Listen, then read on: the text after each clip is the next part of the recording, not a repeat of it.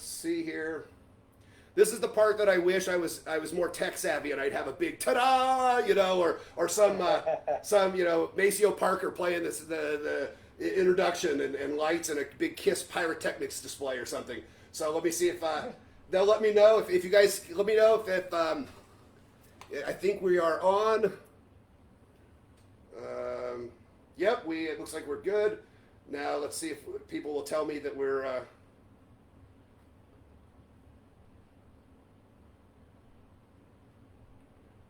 All right, we are on. I just need to make sure that we've got people can hear us. Hey, Chris is on, and Christina Grant. If you guys can hear, Dacre, if you'll say something real quick, just kind of testy, one, hey, whatever. How's everybody up there?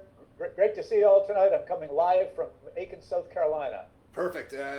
Give me a thumbs up if you guys can hear us. I've had some problems, and I'm hoping that this is the last time I have to ask this. So, all right. A couple weeks ago, I had my friend Christopher on, and Chris is okay. Vic says we're good, so we're gonna go. Vic says we're good. We're good. Hey Vic, how you doing tonight? So I was saying I had my friend Chris on, and Chris is a performer as well who does sideshow, like circus sideshow kind of stuff, and he put some stuff in his nose. It was great. It was great. So hey guys, thanks for coming in on a Friday night. The Friday was my very first show with James Corbin of New Orleans Secrets was on a Friday, and then we moved to Sundays, and we just to fit some scheduling, we moved it to Friday. So thanks for checking in. My guest tonight's Dacre Stoker, and Dacre comes to us from as a recommendation and an introduction from our friend Marita at the Vampire Store, our mutual friend Marita, who has been a big help on my magic show, and I love her. She's one of my favorite people. So we're gonna talk a little bit about some stuff that she has going in the hoppers with you, and some book club information. And so Dacre wrote a book in 2018 called Dacre, and Dacre is the prelude, I guess the prequel to the book that was written by his great grand uncle Bram Stoker. The book was a huge success, and it's you've got the the rights have been sold, I believe, correct? Yeah, the option's been sold to Paramount Studios. Yeah. Perfect. So I've got Dacre's resume in front of me, but I could just sit here and read it. But I'm going to let him kind of tell a little bit. I'm going to give just real quick introduction, kind of talk about how you kind of got to where you are today, and then we're going to dive in for some questions. Also, guys, I do take questions. We've got questions on Facebook here. So if you have any questions, just chime in, and I'll get to them as many as I can. So Dacre, fire away. All right. Well, first of all, Paul, thank you, and thanks to Marita Crandall, who is our mutual friend. I wouldn't say vacations because they're working trips, but they do turn out to be vacations when I go to New Orleans to publicize my first book that I wrote with Ian Holt, Dracula the Undead. Managed to go into Boutique the Vampire, and it started a 10-year friendship with Marita and the people that all work in that shop. She's been great. And then on the second book, as you mentioned, Paul, Dacre, co-authored with J.D. Barker. We were down there this past year, also doing a signing. And I think something you and I have in common is going into the Speakeasy, into a club, and meeting some cool people right in the middle of the historic district. So that's where I do most of my shows. I get to do my shows there, and it's perfect. It's a perfect place. It's so cool. So just sort of quickly, I was born and raised in Montreal, Canada, and it was an interesting childhood, but nothing dominated, by vampires, and we weren't like the Monsters or the Addams Family. We were really quite normal folks. My connection to Bram Stoker, yes, he was my great-grand uncle, but it's his youngest brother, George Stoker, who was my great-grandfather. And George was actually a pretty famous guy in his own right. He did write a couple of books, but he was an Irish medical doctor, and he was sort of in the precursor of the Red Cross, so almost like a Victorian Day MASH unit. They were sent out to be with the Turks during the Turco-Russian War of the late 1800s. He was helping the Zulus during the Zulu Wars in South Africa. He invented ozone therapy and came back to London and started the first ozone hospital. So of the time, he was, again, cutting edge kind of medical guy. So there was a couple other brothers in the Stoker family. Bram was one of 7 kids, and 3 of them were doctors, all of them pretty famous in their own right. And his oldest brother, Thornley Stoker, who incidentally J.D. Barker and I inserted as a character into this novel Dracul, Sir William Thornley Stoker, was knighted, obviously, that's why he was a sir, but he was the medical... Oh, you're frozen here. Let's see. Oh, you're kind of frozen. But, I don't know if we lost him for good or Dacre, you're frozen on the... Okay, you're back now. You froze up for a second. You're back. I'm sorry. Okay. That wasn't stage fright. That may have been internet fright or something. But nonetheless, so we saw in the typescript for Dracula a lot of insertions of medical information, the blood transfusions, the things, the surgery on Renfield's brain, all these other medical things that Bram got help with. So the family that I have sort of descended from, in addition to Uncle Bram, they're all really pretty cool guys and done some interesting things. The two sisters got to be very well-known artists. So I grew up a proud young guy in Canada of the whole family, but it really wasn't until the sort of the 70s when I was in high school and then went off to college that I really fully understood the whole Dracula vibe. You know, that we understood Dracula, but the world didn't really know much about Bram Stoker until McNally and Florescu wrote this book called In Search of Dracula. And they're the guys that stumbled on the Dracula notes in the Rosenbach Museum. And that's sort of, as I say, that's like finding the Holy Grail if you're a Dracula scholar. And then sort of the rest is history there. But they wrote this book that I learned more of my relative than anybody in my family could tell me. We knew about Bram's writing, but we weren't real Dracula geeks and we weren't real movie guys. And it wasn't until I really got into the writing in around 2003, the researching, the writing, that I just realized I'm the one in the family that has to do this. I did have an uncle, and he passed away a few years ago, that handed me these big crates of things which had cool letters in it. And Bram Stoker does have two great grandsons who are still alive, who are very happy to share with me all kinds of things that they have. And one of them was this lost journal right here that published with Elizabeth Miller. It was the only thing that anybody's ever found that Bram Stoker wrote about himself, firsthand stuff about himself. So I sort of come by this family stuff, not reluctantly, but that wasn't my career. I was a teacher, physical education and science.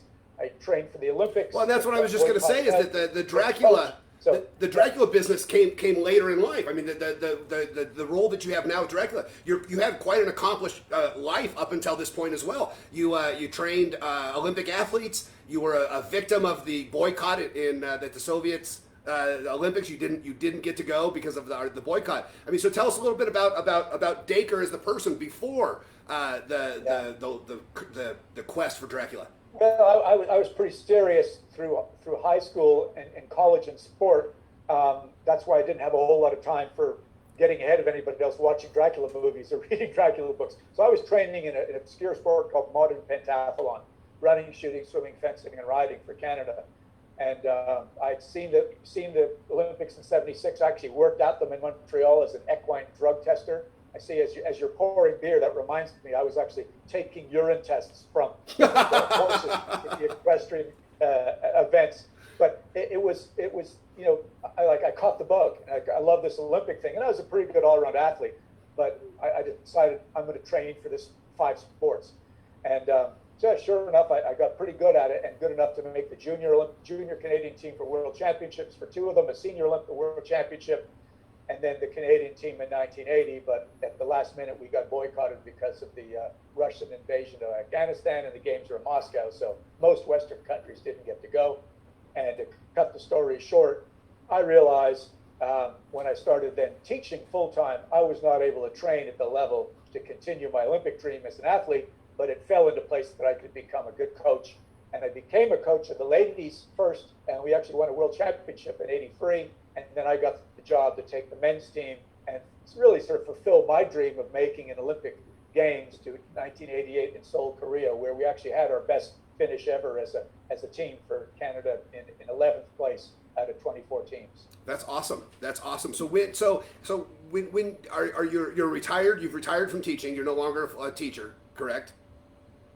So is I that sort of hung up the school teaching thing, yes. and in favor of doing the Dracula research? Is that that became kind of a full-time job? I mean, this isn't just a hobby. I mean, this is kind of protecting and securing. You're researching every day. You're still learning new stuff all the time. And there's that I mean in some of your notes you talk about there's still pieces of the puzzle that have not been filled, not been filled in. So you're still looking for that stuff.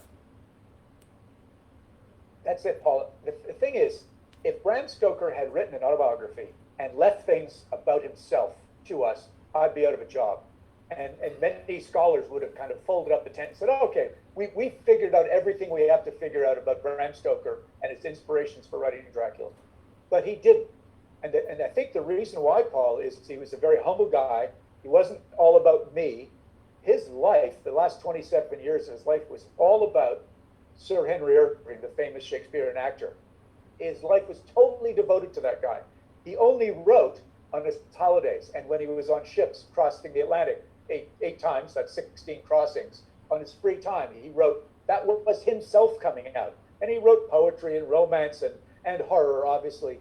But that was a sideline, and he didn't let it dominate.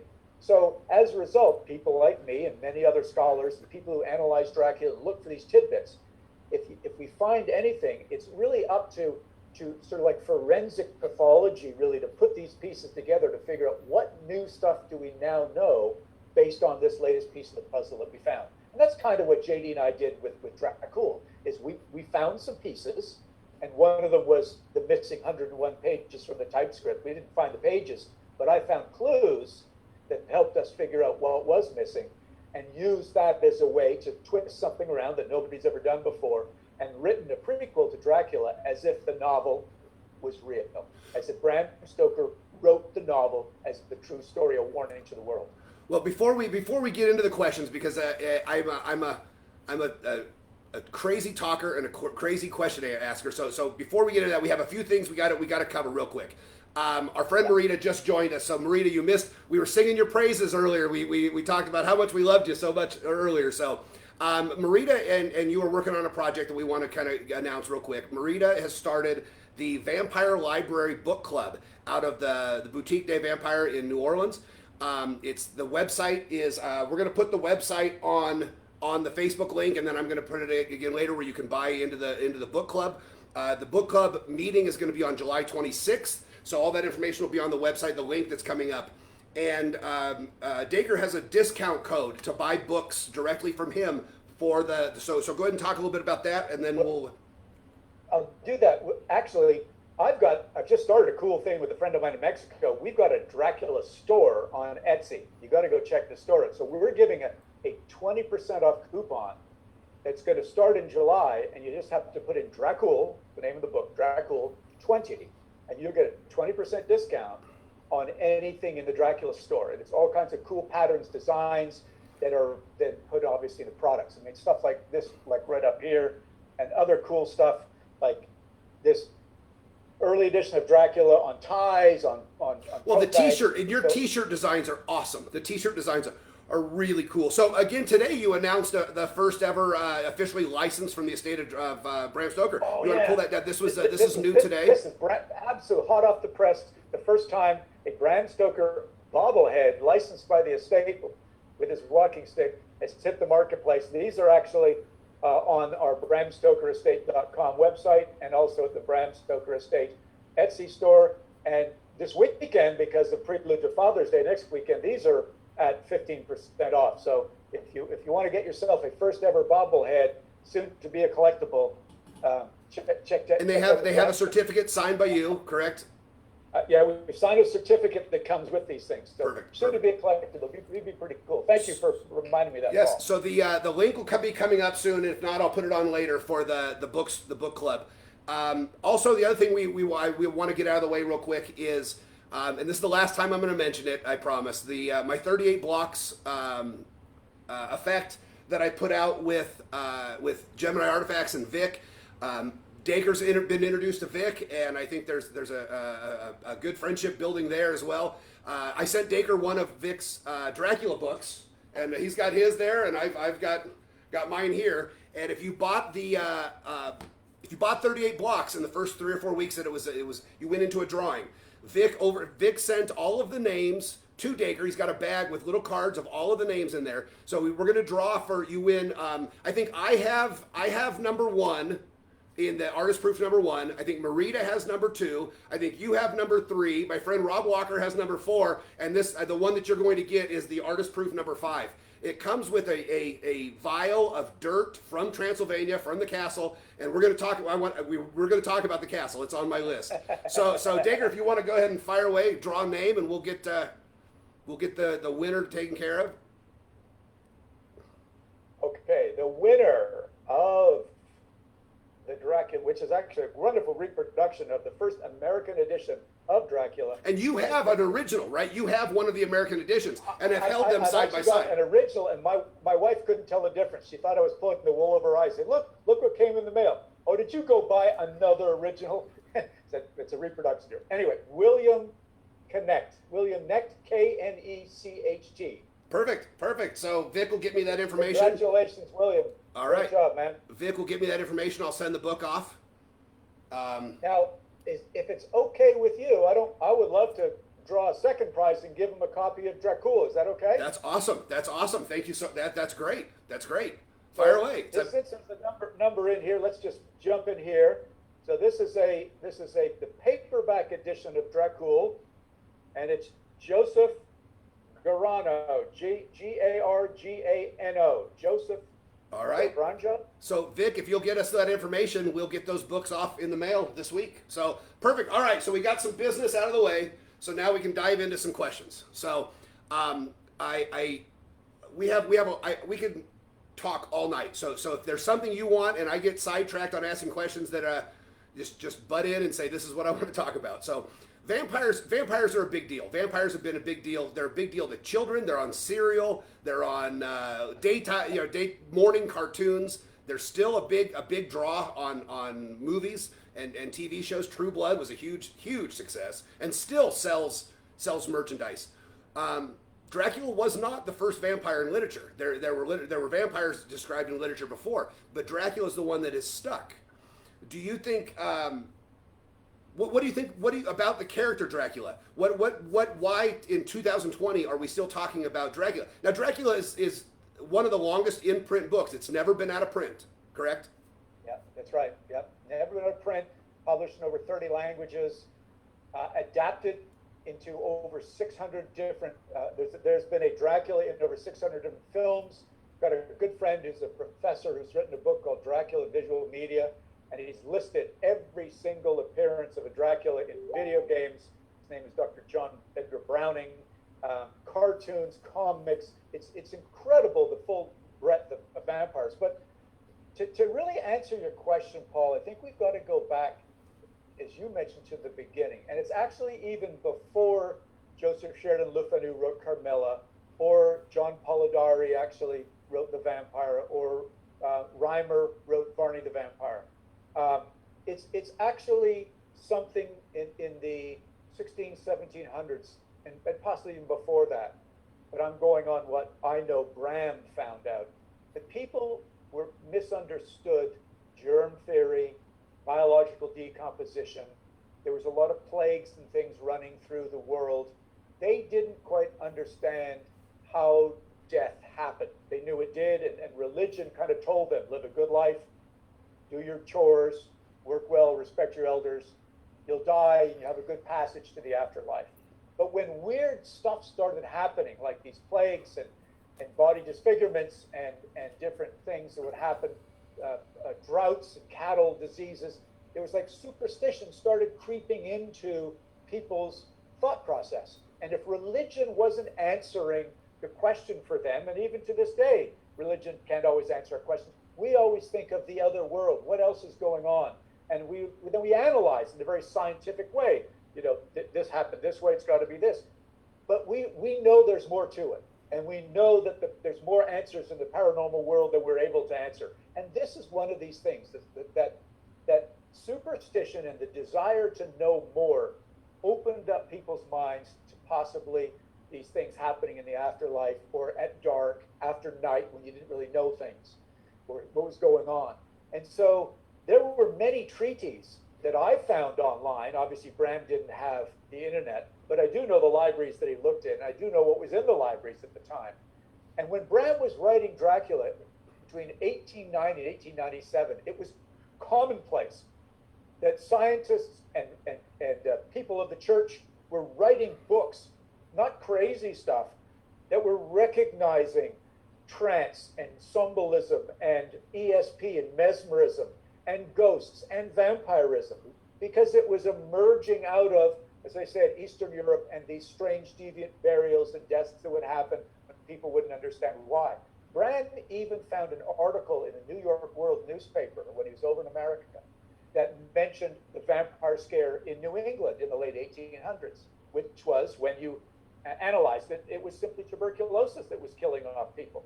But the weird thing about the tuberculosis was the signs and symptoms of TB was wasting away of the body, coughing up blood, having fevers, and having weird dreams. And because it was so contagious, you know, a little bit about like what we're dealing right now with the COVID, right. People living in the same rooms, families staying in the same beds together, they'd all eventually catch it. But they didn't understand how the germs were passed on. So if my wife happened to succumb and die from the TB, we would bury my dear wife, and then maybe 2 days later, somebody else in the family started getting it. Immediately, people started thinking that the spirit of Jenny Stoker was coming out of the grave and sucking the life out of the rest of us. And so what we would do is the village elders and the priests would go to the grave of Mrs. Stoker and dig it up. And what they would see is something they've never seen before, but a bloated body, right, looking very, full of blood, because stuff, biological juices were creeping out of the mouth. And this was sort of making them believe, they could rationalize, she has just drunken the blood of the guy in the bed who's been spitting up the blood. That's why she's looking very healthy. So this whole lack of understanding of biological decomposition and this whole concept of not understanding germ theory led people to really believe that vampires were real. And that's why, long answer to what you're getting at, that's why Dracula resonated, because Bram made that story real. He made his Count Dracula out of Vlad the Impaler Dracula. He had the story come to London via Whitby. He had it in real time. It was written in 1890 and published in 97, but it was placed in 1893. He had lots of real issues and sensitivities of the Victorian era inserted in the book. So it was like, Paul, if you wrote a book right now about your magic, stuff happening right now. I'm trying. Oh, it's hard. I give credit to people that have written books. I've been working on my stupid book for years. It's hard. So, I'm sorry. No, but that's the point, is when if it was like, oh, it's some land far away, Transylvania, but Transylvania comes into London and scares the heck out of those people, that made the book strange and weird. And look what's happened. You mentioned True Blood, Vampire Diaries, and all these other ones that have emerged out of their twilight.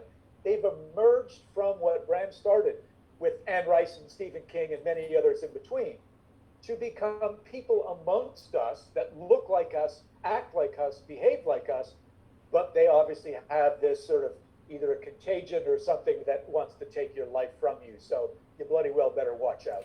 So we could be here for hours talking about exactly what it is, but generally, because this has its roots in many, many countries that have this in their sort of their culture, Brand capitalized it and made it realistic and brought that story home.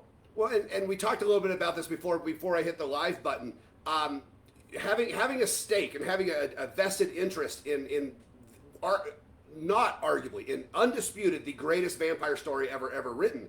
There's been a handful of vampire stories in the last, and I'm a nerd. I read horror books, I collect them, I read them, I love them.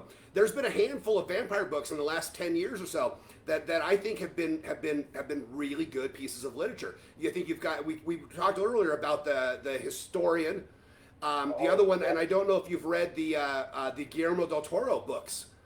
Where he talks about vampires throughout history, the Strain books. Those are very good. And then the other one is the Justin Cronin Passage, where it's a very, and they made a TV show. It didn't make it through the first season, but I want to talk specifically about the Historian, because it is, as I've described it to some friends even recently, it is a a Indiana Jones-esque search for Bram Stoker's Dracula. I mean, I think Stoker's mentioned 2 or 3 dozen times throughout the book, and almost as if, and this is where I want to get into the book you wrote, almost as if Bram Stoker knew something that his contemporaries didn't, that there was a Dracula, and that there was something in the air in Transylvania, and there was something a threat to London.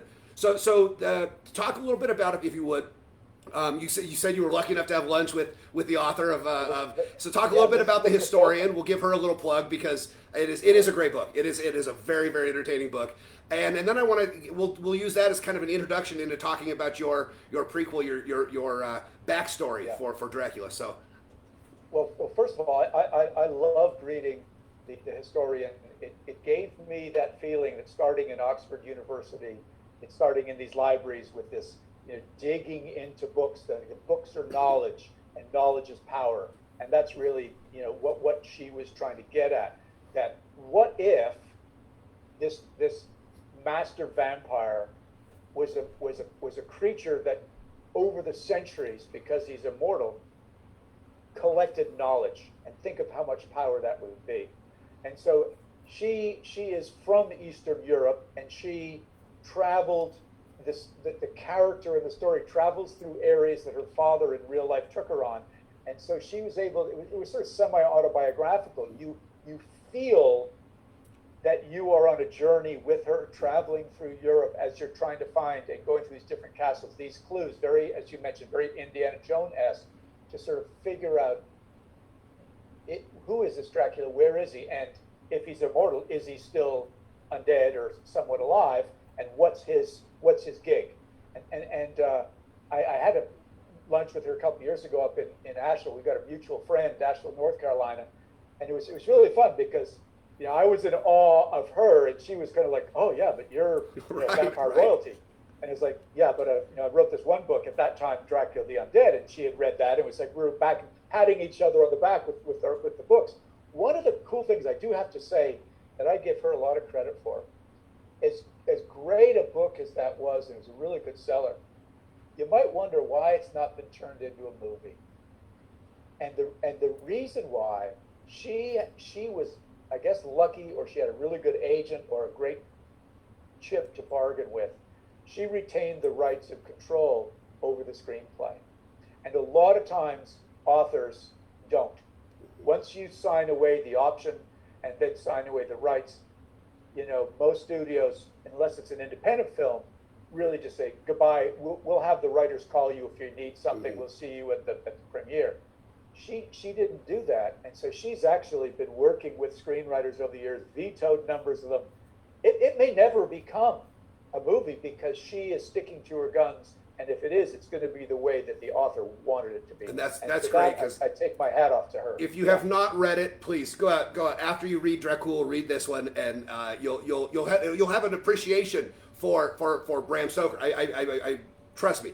Yeah. Read Dracula and then read the historian, and you will understand the work. So let's talk a little bit about your book. I'm gonna brag about you for a second because I don't think you'll do it. In 2018, you and I'm gonna get it exactly right. So bear with me a second. I want to get exactly right. Me and J.P. Barker. I'm sorry. Yes, you and your co-author. You were the #1.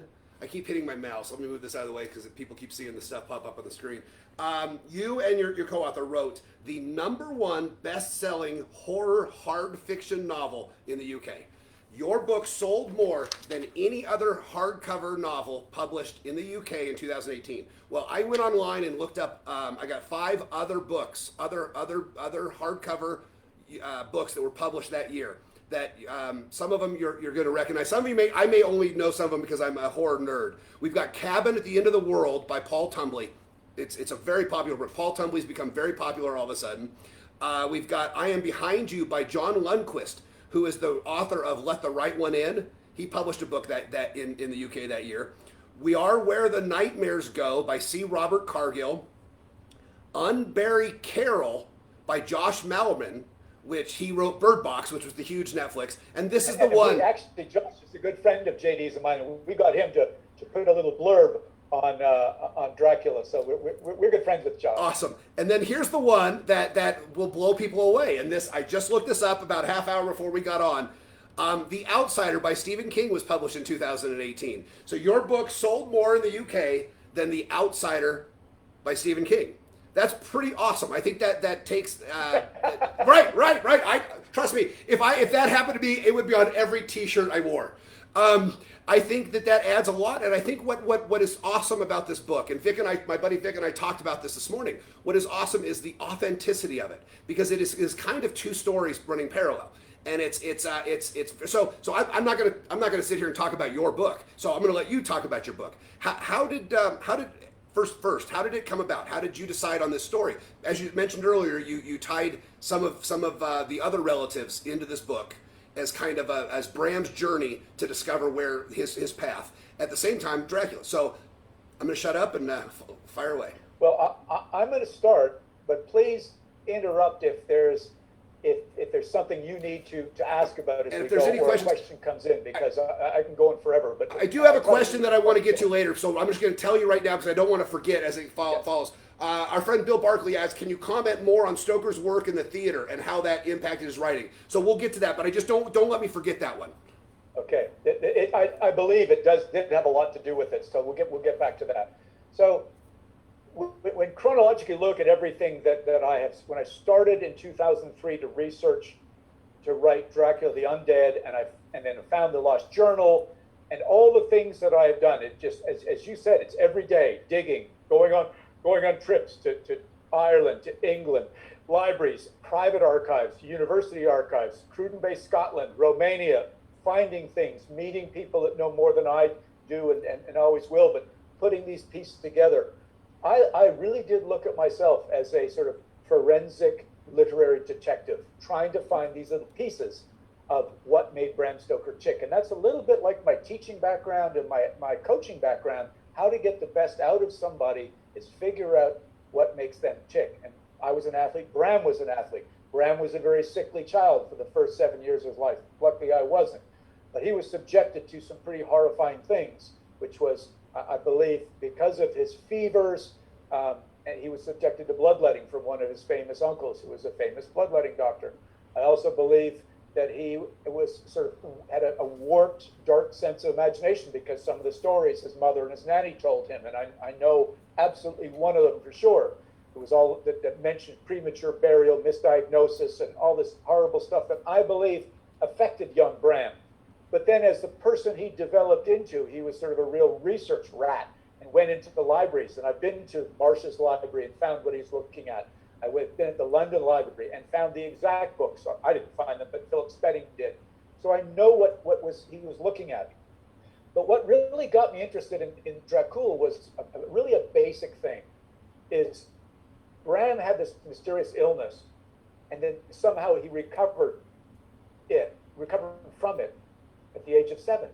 Nobody knows what the illness was, but even stranger, how did he recover to become this champion all-around athlete at Trinity College? Rugby, rowing, gymnastics, soccer, all kinds of sport. So obviously my background being sport, and I've seen people make miraculous recoveries using human growth hormone and steroids and those other illegal stuff. I know that wasn't present, but it did get the author me to think, what happens if Bram Stoker could have been affected by something supernatural that helped him recover from this illness? And if so, could he years later have written Dracula with a message? Could one of the best-selling books in all of English fictional literature be never out of print, never gone out of print? Right. Could it be a warning to the world that vampires are real and we just didn't know how to put all the pieces together to find that warning? I thought that would have been so cool, and that's what got me thinking about this, the basis for this story. So Dracula starts with Bram's birth and his difficult childhood and certain things, without giving away spoilers, that JD and I worked with, his real life, his real brothers and sisters, real things that they did with the little artistic twists to build it up, to make the reader believe that our story was real, and so was Dracula a warning to the world that vampires were real. That was the basic premise to the whole thing, Paul. And so you talked earlier about, and I don't know if I'm jumping ahead. I've got. It's okay. You mentioned earlier the preface for the Icelandic edition, and how that makes you wonder what is real and what isn't real, and that kind of ties in with what you're talking about. Did Bram know something we didn't? You have that, correct? You have a chunk of it. I think it could be very, if it's okay, let me frame it first. Please. It's critical to one of these pieces, and that I presented to J.D. Barker. I convinced him at the Harbor Writers Association gathering that we had in Atlanta to come up to my mountain cabin in near Asheville, North Carolina, and listen to my spiel on why I think we've got a story to write. I need somebody who's a better author than me to do it. But I put all these documents in front of him, and this was one of them. And what was cool about this is that a friend of mine, a Dutch-German researcher named Hans de Roos, a few years ago, 2015, I believe, found that the Icelandic edition of Dracula, obviously in Icelandic, was published in 1901, is a very different story than all the other Draculas around the world. And it's been sitting there since 1901 as a different story. Same general premise, but much more gory, much more sexual, ends up with political corruption, and has a preface to it that sounds freaking real. And that's what, when I read that and I did this research about it, and I believe that this, and JD and I are the same, that this story was shunned, turned down by his very prim and proper London publisher, Archibald Constable, Otto Keilman actually, that said, no, this story is too shocking, that the world isn't ready for this. And you got to realize that the London reader, not only are they suffering from Jack the Ripper that's been going on as Bram is writing this, and the police, the authorities can't save them. The War of the Worlds has just come out not too long ago, it shocked the heck out of everybody. And along comes Bram Stoker with this preface. Let me read about please. I'll read about a page of it. The reader of the story will very soon understand how the events outlined in these pages have been gradually drawn together to make a logical whole. Apart from excising minor details which I consider unnecessary, I have let the people involved relate their experiences in their own way, but for obvious reasons I have changed the names of the people and the places concerned. In all other respects, I leave the manuscript unaltered, in deference to the wishes of those who have considered it in their duty to present it before the eyes of the public. I am quite convinced that there is no doubt whatever that the events here described really took place, however unbelievable and incomprehensible they might appear at first sight. And I am further convinced that they must always remain to some extent incomprehensible, although continuing research in psychology and the natural sciences may, in years to come, give logical explanations of such strange happenings, which at present neither scientists nor the secret police can understand. I state again that this mysterious tragedy, which is here described, is completely true in all its external respects, though naturally I have reached a different conclusion on certain points than those involved in the story. But the events are incontrovertible, and so many people know of them, they cannot be denied. That's pretty awesome. That's right. half of it. Right. The other half is just as powerful. Right. But I mean, I see how you read that, and you think, okay, this did so. I mean, this is gonna sound the silliest question. Did Bram Stoker know something that we don't? Did he know something that we don't? Was the main character in the historian's dad correct? I mean, is there a guy out there? Is there something out there? Well, Paul, I've done a little research on you as well, and I understand you're a very open-minded guy. You deal in the world of magic. You have an understanding of the spirit world, seances. Bram Stoker was very, very similar to that. He was a Freemason. He attended meetings of the Order of the Golden Dawn. He was a man somewhat confined by a very strict upbringing in Ireland, And then he moved to London to the literary world where he got a little more freedom. But nonetheless, as a upstanding theater manager of the Lyceum Theater and manager of Sir Henry Irving, he couldn't just spew all of his kind of wild and crazy thoughts. You know, most people in those days, they had to join secret societies to go and discuss these things that were very interesting. These people were becoming more educated, more enlightened, and they were interested in the spirit world. They were beginning to sort of question all these things that had been squished on them, religion. And Bram Stoker was one of those people. And this preface is telling us this, that there are more things in heaven and earth. I mean, he actually ends the thing with a Shakespeare quote. But in our times, it ought to be clear to all serious thinking men that there are more things in heaven and earth than are dreamt of in your philosophy. Right out of Hamlet. But I believe that is Bram's soul speaking. And that's the same thing that in the novel, Van Helsing is brought on board for. He's not only a scientist, but he's the one guy in the team of the band of heroes that represents Bram's thoughts as to representing the openness of the spiritual world, and somebody that kind of connects to oldness while at the same time the new and modern world, all the technology that Bram puts into Dracula is also something that you need to recognize. So it's sort of the coming of these two things when you match Dr. Seward, the scientist, and Van Helsing, who was the man of the old world, and then of course you've got the lawyer and the aristocrat and the wild-ass American and the two ladies. It's the perfect sort of mixture of the society, the old world, the new world, the new American coming in. That's what Bram was trying to tell us. This is the new world order, and we've got to deal with the spiritualistic stuff as well as modern technology. Otherwise, one's going to bite you in the ass. Well, and that's for the neck. Well, right, yeah. That's one of the things I want to talk about is what you think Stoker's his theme was. That's highly debated, and I've done all week. I've been looking up different themes of what people believe the theme of Dracula is. But I also want to talk about. So let's talk about that before I jump ahead. So the three major themes that I found this week in different book reviews and different scholarly looks at the book. One is that it is a true love story. That love never dies, and that love is eternal, and that Dracula is the character. The Count Dracula was kept alive by his love of the spirit.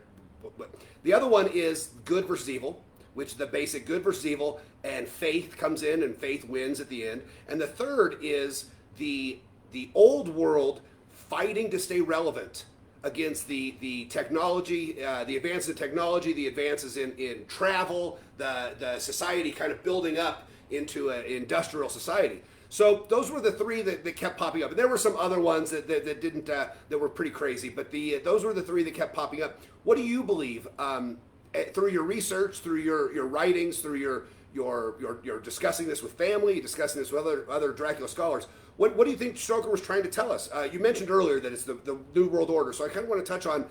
I believe it's all three of them kind of mixed together. It's a love story, good versus evil, and kind of a warning. So fire away. Well, I'm kind of happy that you did say you believe it's a little bit of everything, because I think it is too. I'm going to start by answering that by referring to the one and only interview I've been able to find, and many scholars that I've asked have said there's only one interview Bram ever gave to a newspaper writer called Jane Stoddard of the British Weekly, and it's something you can find online. But imagine this: when Dracula came out in May of 1897, only one person ever interviewed him that we've been able to find. And lots of newspapers have been digitized since then. If it's out there, John Browning will find it. Others will find it. But we've only found one. And she asked him certain questions like, where did the vampire myth come from? And he said, it's a myth that involves both fact and fiction. Both fact and fiction. And he went into what I talked about earlier, this diseases and so on. He listed 13 countries that he could find at the time that had vampire myths in their culture. But then she asked him, is there any message in this story? Is there something to be gleaned by this? And Bram, not sure if it's very dry Irish wit, or if he kind of sat back and said, Oh, yes, there may be, but I prefer the reader to figure it out for themselves.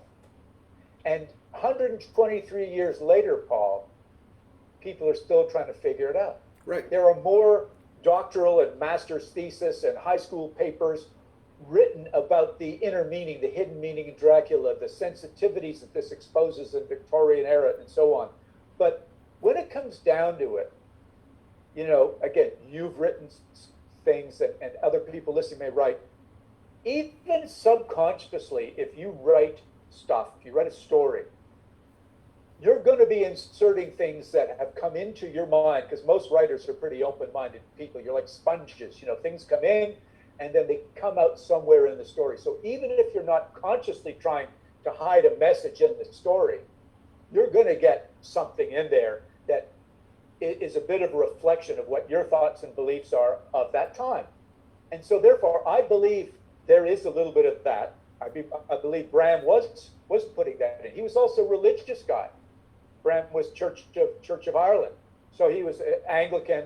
And I know from his other writings and his journal that he was very affected by so much world uprising and violence and killing over religion. I mean, heck, he was an Irish Protestant growing up, you know, around Catholics and Protestant, all kinds of different friction going on in his own city of Dublin, Ireland, his own country. And he sort of escapes to London when now he's an outcast Irishman just because of his heritage is an outcast. So he's affected by feeling as what they call the other, the outsider guy. And so I think that's a part of the message that he's writing in the story is, what is it like if this outsider other guy, this Count Dracula, is going to come into our backyard? You know, and that's part of the story is we don't like these outside guys coming to our back, let alone we don't like them killing our women, drinking the blood, and populating all this stuff. So that's part of it. But I also know when you read this preface again, there is this whole thing that you mentioned, the good versus evil, and I've just got to digress for a second and tell a very funny story. Please. At the year it was 2012, the 100th anniversary of Bram's death, and there was a service in St. Anne's Church in Dublin that I went to, and I brought my son, who was a religion and English major from Swanee College, College of the South, who came with me, and some of my cousins, Bram Stoker's great-grandsons, they came, and so it was a family gathering for this event. And the vicar asked me, do you think we could get a copy of Dracula to process into the church with? Wow. And I looked at him, and my son was there, who was like 18 at the time. He goes, Dad, is that such a good idea? He says, we're going to have one will be holding the Bible, and the other will be holding Dracula. Wow. And he says, I don't know if that's such a good idea. Right. And I said, are you sure? And he said, oh, don't be silly. They're both books about good and evil where good wins out at the end.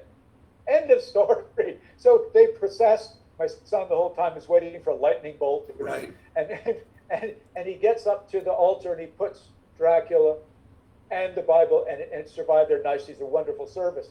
And that's really, from even a religious point of view, Paul, that's the gist of the story, is we've got this group of a band of heroes, no police, which is strange. It's the band of heroes holding up the law and the goodness, using technology, using the knowledge of the old world, and one hell of a smart woman in Mina, the modern woman Mina, using the typewriter and the phonograph to correlate everybody's notes to fight off this evil. So, that's to me what the gist is. If you really have to boil it down to that's the gist of the story. And I think that's what Bram left us to wonder. You know, I mean, when he said it's up to the reader, and I think that's great that we all get kind of to interpret and no, maybe when he leaves it so open-ended like that, nobody's wrong, right?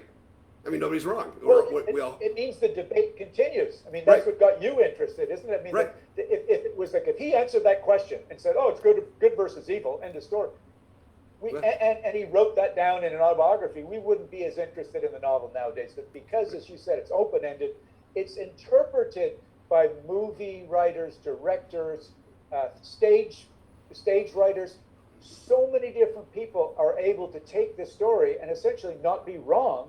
It's just their interpretation. Well, and so that you mentioned the Band of Heroes, the group, the group that bands together.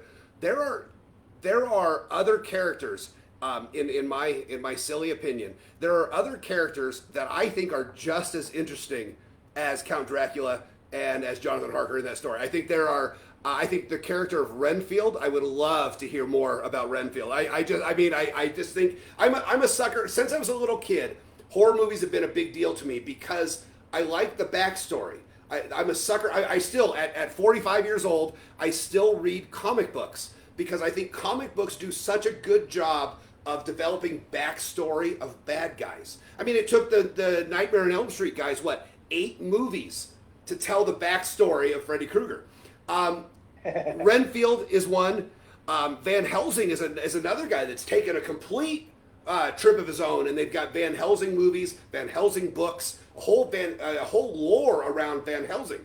I don't know, after rereading Dracula in prep for this, I don't know that Bram Stoker meant for. I think that he meant for these characters to be, I don't want to say B-listers or secondary stars, but I think he wrote them, and we talked about this earlier, that he, with such detail and such intelligence and such strength, that these characters have taken on a life of their own. If you do a Google search for Renfield, there are at least 3 or 4 death metal bands that have written songs about Renfield. And I just think that the whole idea of him wanting flies to attract spiders, to attract birds, is what I think it delves into, and I'm not obviously putting words into anybody's mouth. What it delves into is a cycle of mental illness that we're seeing still today. That we still see this methodical mental illness that sees an end goal. And Renfield, of course, he was being coached, through and being guided through his journey. But I just the listening and to the descriptions from the doctor about Renfield is that's pretty awesome stuff. I mean, that is the detail in that stuff is pretty awesome. What if I told you and your viewers that Renfield was based on somebody real? Well, I imagine so. And that was going to be a follow-up question is, there are people all over New York City giving Seinfeld tours saying, I was the soup Nazi, I was Kramer, I was and so I imagine that's on my list of questions is who in Bram Stoker's life was Van Helsing? Who was Nina? Who was Jonathan? And Renfield? Well, I'll give you my theories because I don't believe there was any one particular model for any character other than Vlad the Impaler for Dracula, okay? And Vlad the Impaler, I am convinced, has come out of 2 books. William Wilkinson, The Accounts of Principalities, Wallachia, Moldavia, mentions Vlad Dracula, not the Vlad, but Dracula by name only, and he talks a little bit about the history. And then in the Dracula notes, there's also a mention of a book by James Samuelson. And the page number refers to something else, but it goes into detail about 9 pages later. And Bram Stoker's not a guy to just stop at the 1 page about Dacians. Goes into great detail about this impalement and the horrific things that this Vlad guy did and how he earned the nickname the Devil. So hence this whole good versus evil, the devil, the Sholomonts, all that. But so there's our one guy in the story that comes from one source. But if you start looking at everybody else, Van Helsing, I think, is a merger of a number of characters in Bram's life, a number of people in his life and people that he knew about. A lot of scholars, and my friend Hansi Roos thinks Max Muller was one of them. This is a Dutch psychiatrist. Of course, you also have to realize when you really look at Van Helsing, he was not only a professor, a doctor, he was also a lawyer. So it's not, Bram touches on these backstories of these guys. Remember, also Van Helsing lost a son, right? One time, which it's not mentioned much, but Bram touches on them and gives them a teeny little bit of background, which makes them great material for somebody else years later to go and have lots of fun with, as you mentioned. So, but I also believe there was a little bit of Bram's brother, Thornley Stoker, there. I also believe there was this guy Arminius Vanbury, who was a real person that Bram met on at least 2 occasions, that JD and I used in Dracul, was the model, one of the sort of composite pieces of the composite Van Helsing.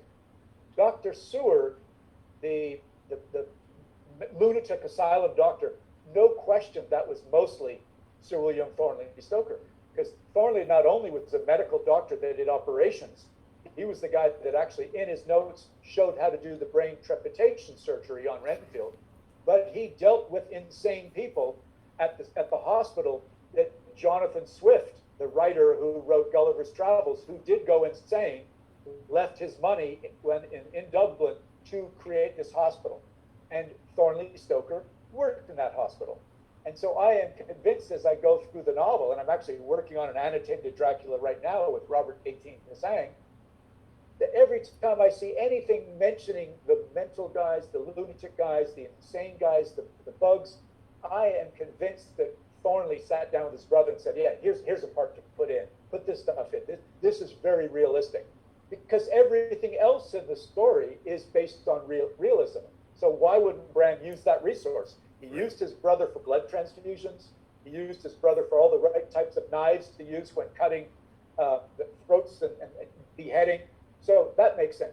Nina, I believe, is mostly Bram's sister Matilda, and partly Bram's mom as well, who was the modern woman. So there was some close connections to these characters from Bram's own family, and there were some other sort of historical characters, people who were real, like Vanbury, that he pulled in as well. And that gave Bram the ability to describe these guys very, very closely. Now, he also did this tactic in some of his other stories. He used composites of real people to make very interesting characters in his story. So Dracula is not that different. So you mentioned you're working on the annotated Dracula. I am a nerd for the annotated versions of things. I think in our first conversation, I told you I just recently read the annotated version of The King in Yellow by Robert Chambers, which I believe it's one of the books that H.P. Lovecraft cites as being an inspiration for him writing. And so I went through and read it, and I think where you come in on writing an annotated version is you have access to things that some schmuck in Greeley, Colorado doesn't have. You have this access, and I'm really interested to ask you to find out about the annotated version, and you're using first-hand accounts, second-hand accounts, and family tradition to do this. What part of that is also, I think this, I think that, I love the idea of annotated, because nobody writes an annotated version of a book of an author that's still alive. Right? I mean, so there's no, hey, what did you mean by this? What did you mean by this? So it's all for interpretation. So I actually think that writing an annotated version may be as hard, if not harder, than writing an original piece. I mean, you're trying to dig into the history, where they were, and this kind of ties into our friend Bill Barkley's. Why Stoker came from a theater background. He was writing this on, as you said, on trips and on weekends and on nights off. He was writing this when he was so. What do you have to bring into the annotated version from that kind of cache of knowledge? That's a great question, and Bill, it's a good question that I'll try to get to. So usually annotated books are very scholarly, and what an annotated do is you look at who has come before you and what have they said, what have they claimed, and what's their backup for comments on chapter 1, chapter 2, whatever, certain things that are interesting to look into. So in Dracula, there's lots of people, there's lots of places, there's certain things that Bram refers to, and what you do is you go and research, what are these things? There's a term, there's a reference to some strange thing in Scotland. Oh, well, I happen to now know, because my buddy Mike Shepard wrote a book called When Brave Men Shudder, that Bram Stoker spent 13 years in Cruden Bay, Scotland, and I know from Mike's research that he met a seer there, somebody with second sight. So when I now know that, and if I see anything in Dracula that has to do with somebody having a premonition or second sight, that's where he probably got the idea from. So I don't necessarily write, I know where this came from, but I say, it's possible it came from here. So I try to add, it's like color commentary at a football game. Right. I try to add something that brings some color to it that is things that the family may have heard about. Now, my source, which is quite interesting, the two great-grandsons of Bram's were actually raised by their grandfather, Bram's son, because both of their fathers, they're different fathers, same mother, both of their fathers died when the boys were young. So they had to be raised by Bram's son. So there are living people right now in their 70s that I can talk to when I say, hey, I really want to talk about Bram Stoker on holiday and how did he treat his son when it came to learning how to swim, or things like, when he went off to France, did he ever bring him back souvenirs? Oh yes, he brought him back all these little coins, and he brought him back these coins with the Roman emperors on them, and they were passed down to me, and I was allowed to have this collection of coins when I could mention and recite the dates of all the Roman emperors, and I got this nice cache of coins. Wow. And that Noel Stoker was also an avid collector of train ticket stubs. And because he was kind of lonely because his father was away so often, that when his dad would come home and unload his pockets with the train stubs, Noel would live vicariously through the trips of his father and collect all these stubs, go down to the train station with the nanny and try to get the other half of them and put them together and conjure up ideas of the father's trips and kind of fantasize about travel. So these are the type of things that I go and ask my cousins, I ask some other relatives, what did you get from this story that we can put into this from the Stoker family's point of view that makes this annotated story that much different? Not necessarily, I mean, it will have academic references because Robert 18 Basang is very academic, and I'm not so we get a double perspective and making this version, which hopefully will come out by October, make it sort of quite interesting to read. Well, and we just got a question. Vince Wilson, who is a Poe scholar in Baltimore, Maryland, he asked, there have been other annotated versions of Dracula. What will be different? And I think you just answered that. It brings a little bit of a less of, I don't want to say less scholarly, but more of a traditional, more of a family tradition. It's a combo. I guarantee it'll be very scholarly from Robert's perspective. Right. And mine won't be as much. But here's the other cool thing that we have that's a real coup. I actually borrowed from my cousins the actual first edition of Dracula. Vic will love this story. The actual edition of Dracula, which was a 6th edition, that Bram crossed out 30,000 words so that his publisher could publish the first abridged edition of Dracula. Wow. So within those crossing outs, there's lots of little notes and added words and words taken out. So we're including all of that information in this book. That's awesome. We're also including information from the typescript. So there's a lot of things. It's almost like you're going to be looking at Dracula from the perspective of the writing process of it as you read it, because you're going to see all the different things Bram was doing, as well as getting our annotations. Well, I'm looking forward to that. If you think October, let's try to plan a time when you're doing a signing at Marina's store and I'm doing a show, and we'll go down there together and hang out. So I'm looking forward to that. I don't want to forget Bill's question though, because we keep going past it. Let me just say this. Yes, Bram was a busy man. He was a theater manager. First of all, his writing of the story, he made sure that he protected the dramatic rights to Dracula by actually creating a stage reading of the novel. And the script for that stage reading is sitting in the British Museum. And I've studied it. And what Bram actually did was he took like nowadays we call it a galley. He took an early edition before the first edition came out, took a pair of scissors and cut out a lot of the text and actually stuck it onto pages and then wrote stage directions and other things for the actors to say. and there was 9 readers that day, all playing different roles, sitting on a stage.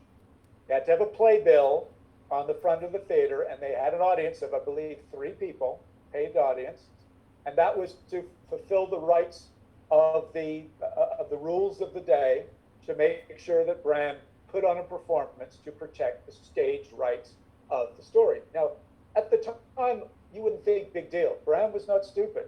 Being a theater manager, he knew that somehow, at some day, this story was going to become a good play. Obviously, it was, and then it went on to movies. Had he not protected that right, his wife would have probably been penniless the last 20 years of her life. So he protected that, and then he died in 1912. By 1921, it was on stage in England.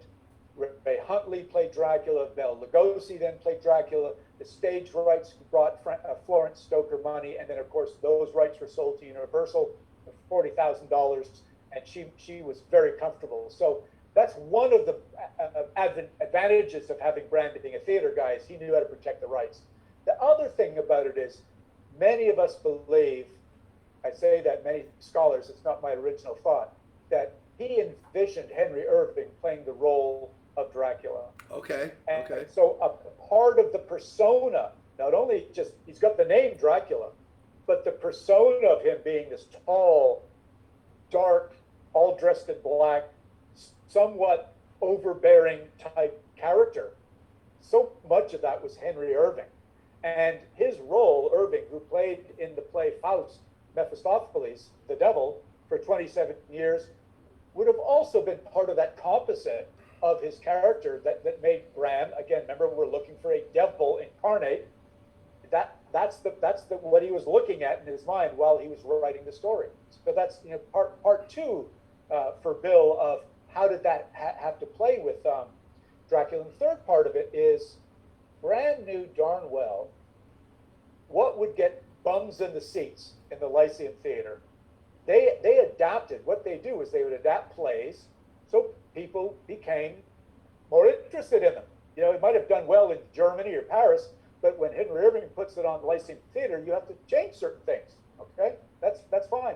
As a matter of fact, when Jack the Ripper was terrorizing London, the Lyceum Theater had to stop putting on Jekyll and Hyde because it was too horrifying, and they had to change what was going. There was enough blood and scare going on in real life. They wouldn't put it here. That's just a sideline. So it was obvious that Bram, being a theater guy, knew what was going to get the sensitivities of his theater goers. Same thing with his readers, so he could then put in these things we were talking about earlier in the show. Well, that's funny you bring up Jack the Ripper. We also had a question that says the Ripper killings were 1888. Dracula published was 9 years later. Do you think that had an effect? Do you think that Stoker used what he knew about the Ripper killings and what was reported about because those two stories are still popular today? I mean, those two, only being 9 years apart, not too geographically distant from each other, those two are still thriving today. And just as Paul, as you said earlier in the show, nobody has the answer to why exactly Bram Stoker wrote Dracula the way he did. Nobody has found Jack the Ripper. Mm-hmm. Both of those stories are open-ended. Okay, so that's one reason. But let me answer that question, because I've got to read another sentence from this Icelandic preface that I left out just because it's a length. That one real quick before you start that, is that in print anywhere? Have you included that in has that been published anywhere to where we can go find it without having to translate it? Oh yeah. First of all, I'm sure if you Google Icelandic edition preface, you can find it. But also, I had a company. There's a company in England called Telos that actually printed a Dracula version. Just basically, you could pull it off the internet, Gutenberg, reprint it because it's public domain, and they added this preface, and they added the ending that I saw was taken out of the typescript. So they put in some of these things, but I just want to mention this because it's pretty cool that it mentions the Ripper. Hold on one second, just got to find it. Here we go. So, all right. So where I ended earlier, but the events are incontrovertible and so many people know of them that they cannot be denied. Then we go on to this series of crimes has not yet passed from the memory. A series of crimes, this is obviously one of the people in Dracula, Lucy being disappeared. A series of crimes which appear to have originated from the same source and which at the same time created as much repugnancy in people everywhere as the murders of Jack the Ripper, which came into the story a little later.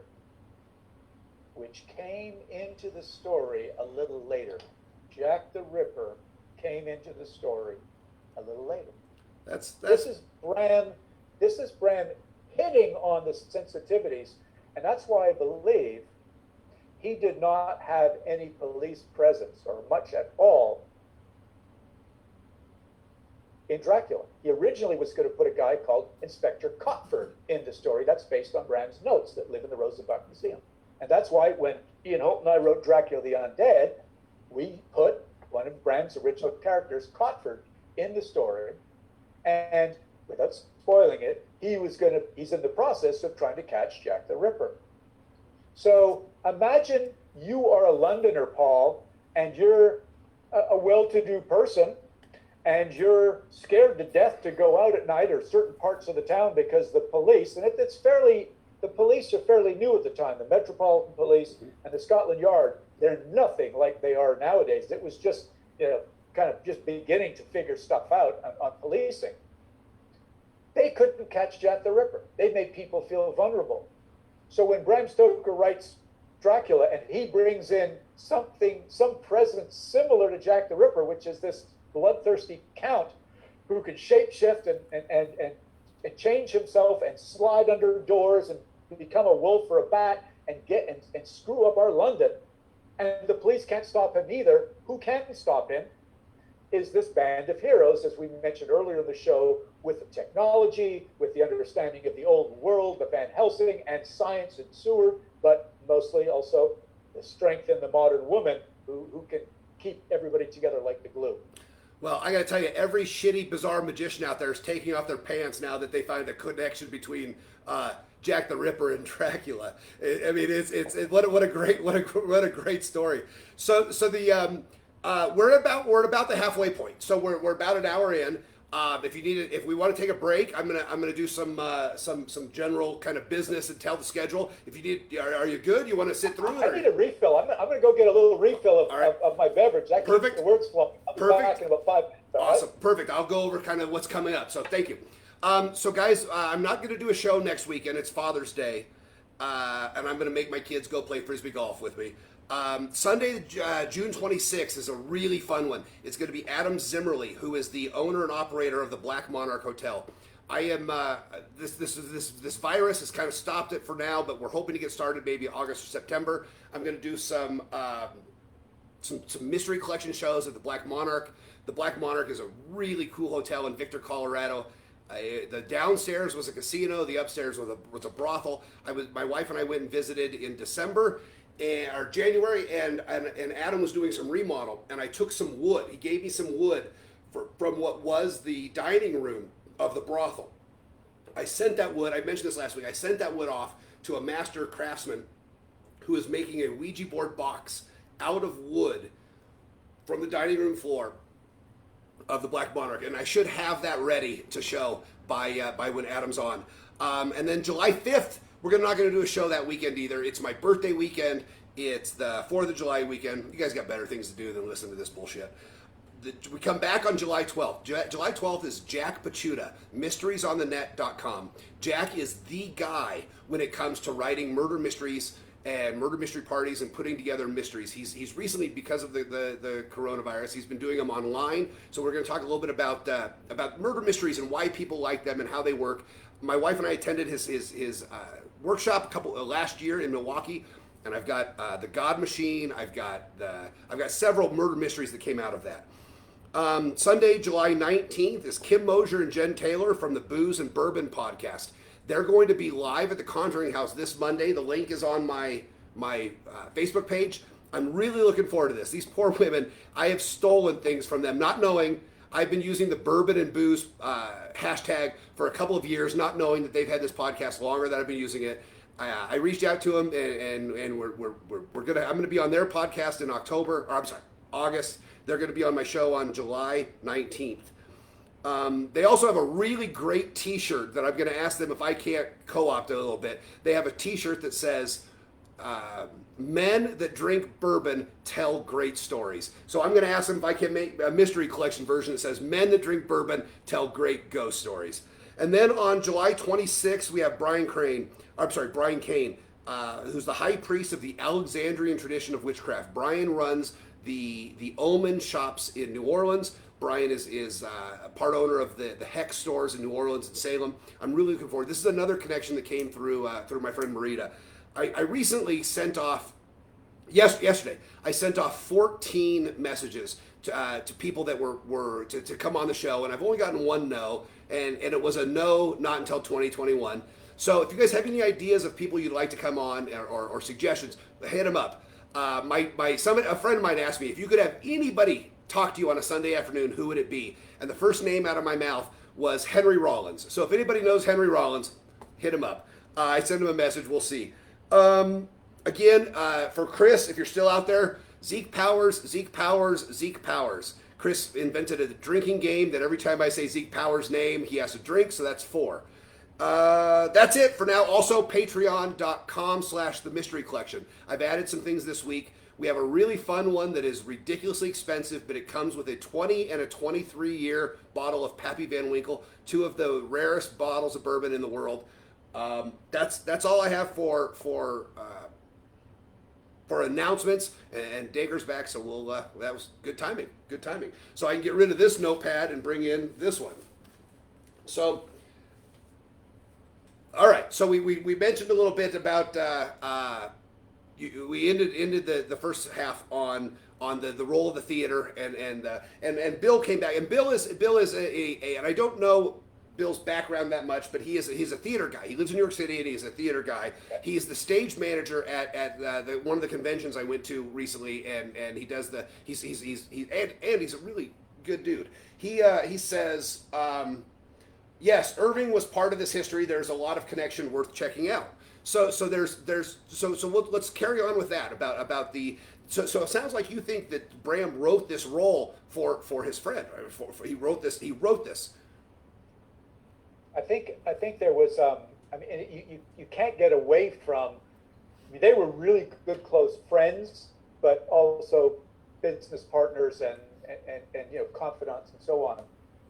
And I think that was, the life that he had with Henry Irving elevated Bram highly, but also Bram's ability to manage the books and to keep Irving out of trouble also basically made Henry Irving the first actor ever knighted. So this was a definite plan that was originally hatched by both Bram and Irving when Bram was sort of courted by Irving to come and leave Dublin to come work for him. It was to elevate the role of the theater in society, in London society, and Bram was the missing piece to do that for Irving. And both of them were incredibly successful together. They came to America 8 times. Bram, spent a lot of time in New York. That's where he actually picked up that newspaper, the New York World, to learn all about the New England vampire scare. But in a strange sort of way, when I sort of analyzed Bram's life and his daily pattern, he's kind of spent his life like a vampire. He was very nocturnal. That's what the life of the theater did. And so you go to the theater in the late afternoon or afternoon, do your work. The production would be that night.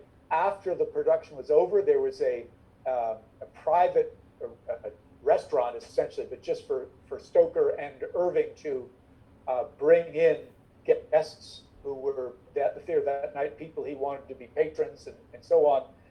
And that's where he actually met some of the real hoity-toity folks. And that's why I know, and it's actually in Dracul, in the back pieces, this dinner arrangement card that showed Bram Stoker's handwriting, putting all the people at the dinner table, and Arminius Vanbury was at the table that night, along with secretary of the president of Hungary at the time.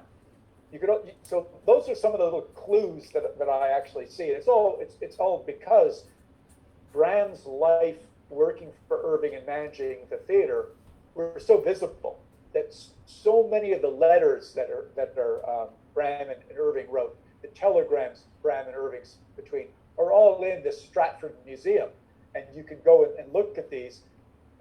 Books about Irving mention Stoker. Bram actually wrote Personal Reminiscence of Henry Irving, a 2-copy edition that was the bestseller of Bram's while he was still alive, better than Dracula. And it tells a lot of, me and Irving did all this together for 27 years. So no question, your buddy, the stage manager, was absolutely right on. This was such a big part of his life. As I said, the visible part of his life, that less than visible, that private life, besides his family life, was the writing. And that's the stuff we're trying to figure out. So that leads into, I just wrote down a question as you're telling this. What, you obviously have questions. You still have holes that you need to fill in. So what as a researcher, what as I want you to separate this and answer it in 2 different chunks. What as a descendant, what as a blood relative, and then the second part is what as a researcher and a continuation of the story. What's left?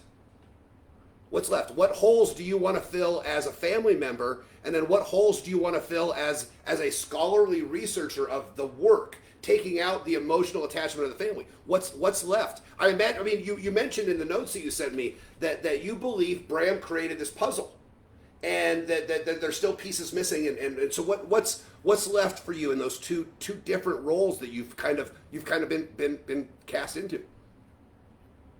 Well, you said at the beginning that you were going to ask me questions that I had not been asked before because you studied early interviews, and I had never been asked this question before. Yes! I have watched nothing. And I got to tell you, you have put up with some shitty interviews in the past, and they're all on YouTube. I'm telling you, go on there. And my goal was, and I was talking to a friend today, my goal was to not come across as a complete shithead. And so I watched all of these interviews because I wanted to ask questions that I was interested in. And one of the things that I've asked, I think I've asked most of the guests, is what's next? And you have this, I don't want to say obligation, but you've started this ball rolling that you can't stop. Because you are now, you are, whether you want it or not, you are now the guy. As I mentioned in one of my Facebook posts, you are the guy. When people want information on Bram Stoker and Dracula, you have been thrust into this role as being the guy.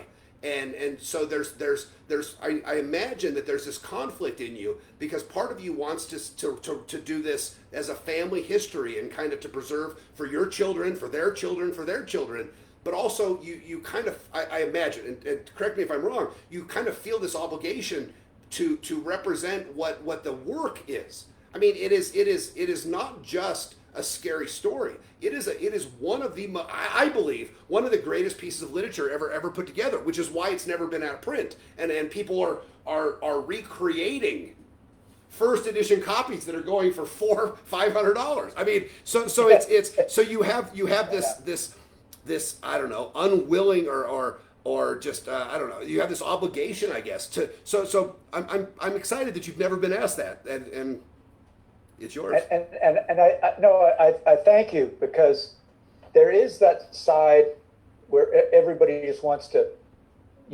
what made him do this? What was it? Was it Irish folklore, Irish mythology? Was it the fact that in Gaelic bad blood is Dracflua, and could he have picked that up and it's Dracula?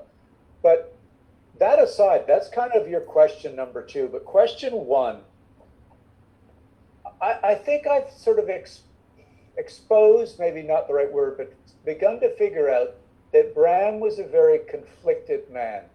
And it makes me sad a little bit to think of a man that grew up where there was a lot of conflict in his life. So to get the listeners to understand that, of the 7 children in the family, and Bram being number 3, and he was very sickly as a young boy, first 7 years, invalid, almost an invalid. wasn't expected to live, but it was a big Irish family and not a lot of birth control going on, and you got 7 and one's going to go, what the heck? But the poor little bugger fought through, and whatever it was, I think it was respiratory allergies and asthma. His next brother Tom had the same thing, and still to this day, even though I'm not a direct descendant, but some of my cousins who are indirect as well have asthma. My son has asthma, but he got through it. He was a college rower. My God, he got through it. In those days, they didn't have inhalers. They didn't have any of the medicines. And they also slept on beds that were straw with linen over top. And where he lived in Clontarf, right side of Dublin, was very musty and mildewy. So if, and I say if, because there's nothing recorded in our family history of what it was that made Bram so sick, but it makes sense that it was something like that because he grew out of it and became a champion athlete.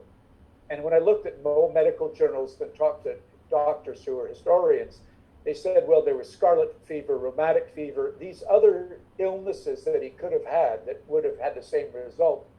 He wouldn't have grown out of them to become the champion athlete that he was with a very robust cardiovascular system to win long distance running races, walking races, and rowing and playing rugby for Trinity College.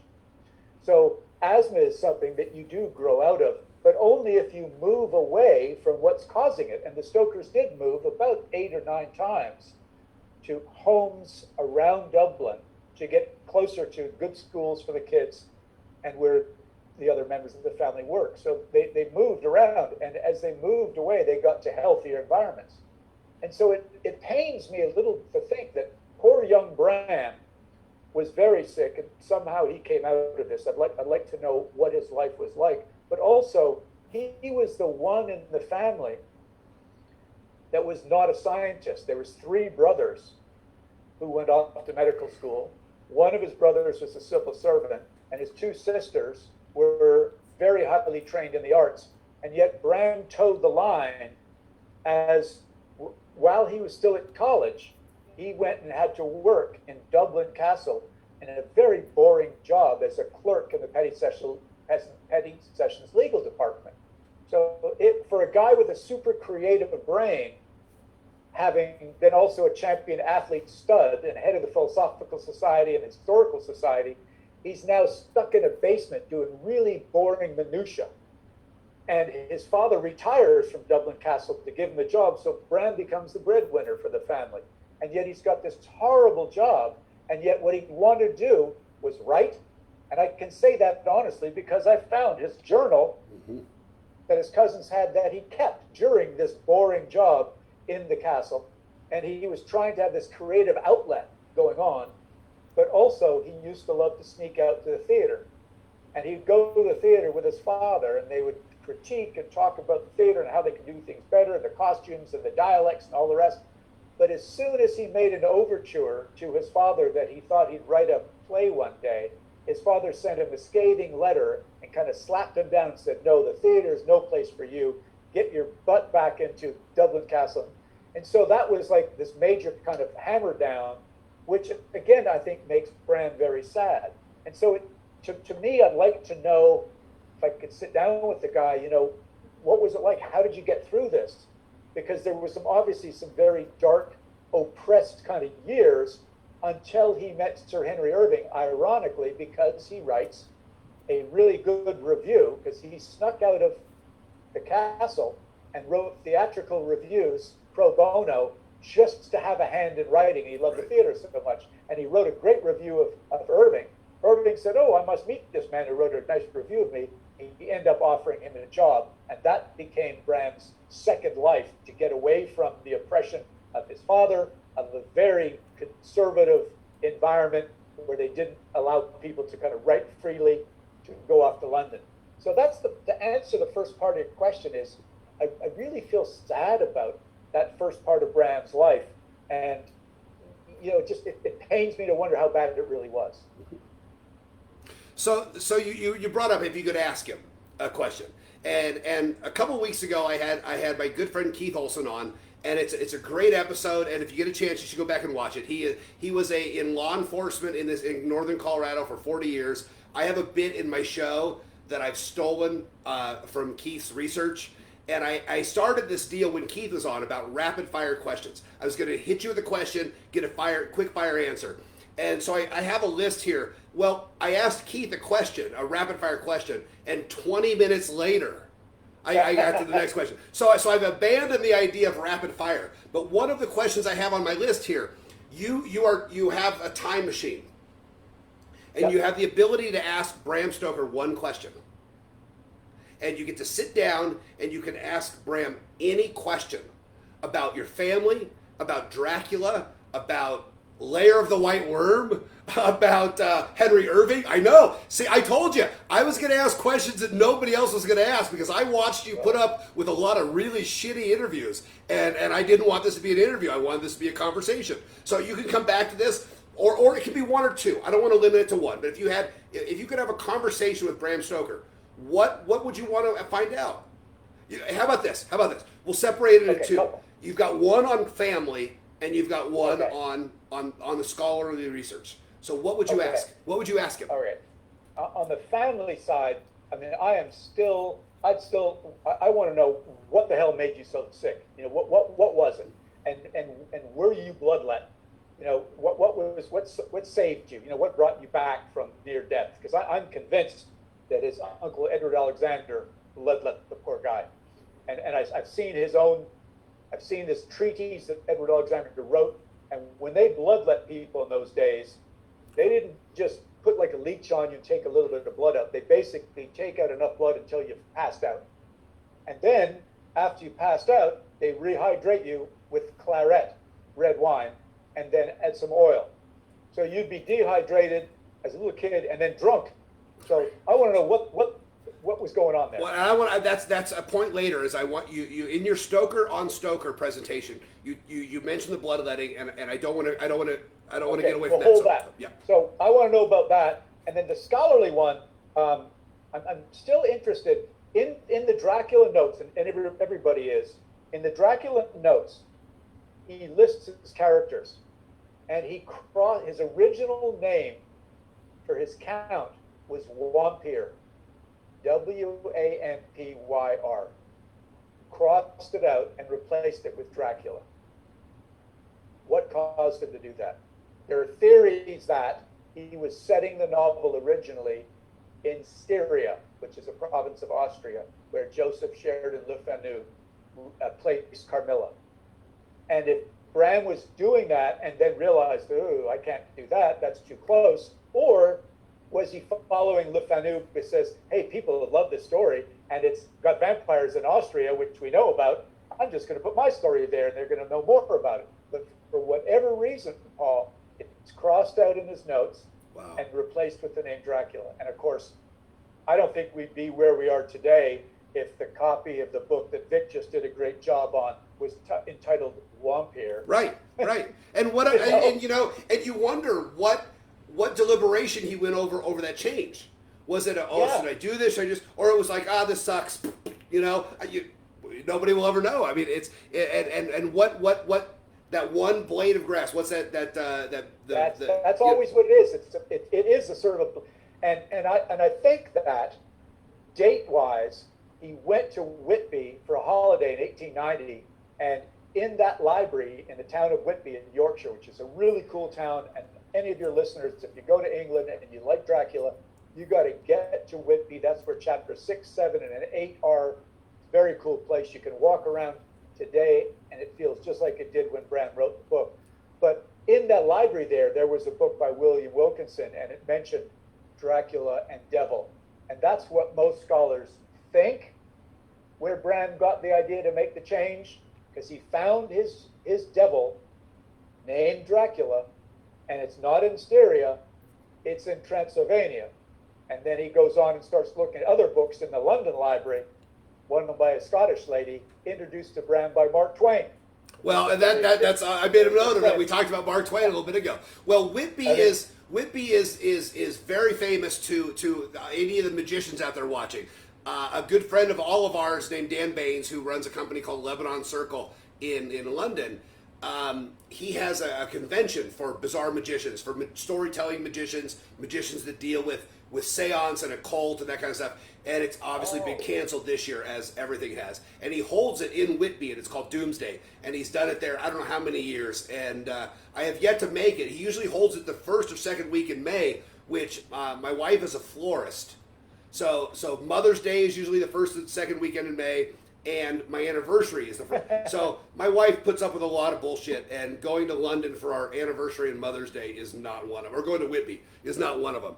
So come another time. They actually hold really cool goth festivals there, usually in April and October, and it's magical. I mean, you've probably seen some of the images when you've looked at me. I go there a lot. I do a lot of video from there. I've been there. I've filmed 2 documentaries there.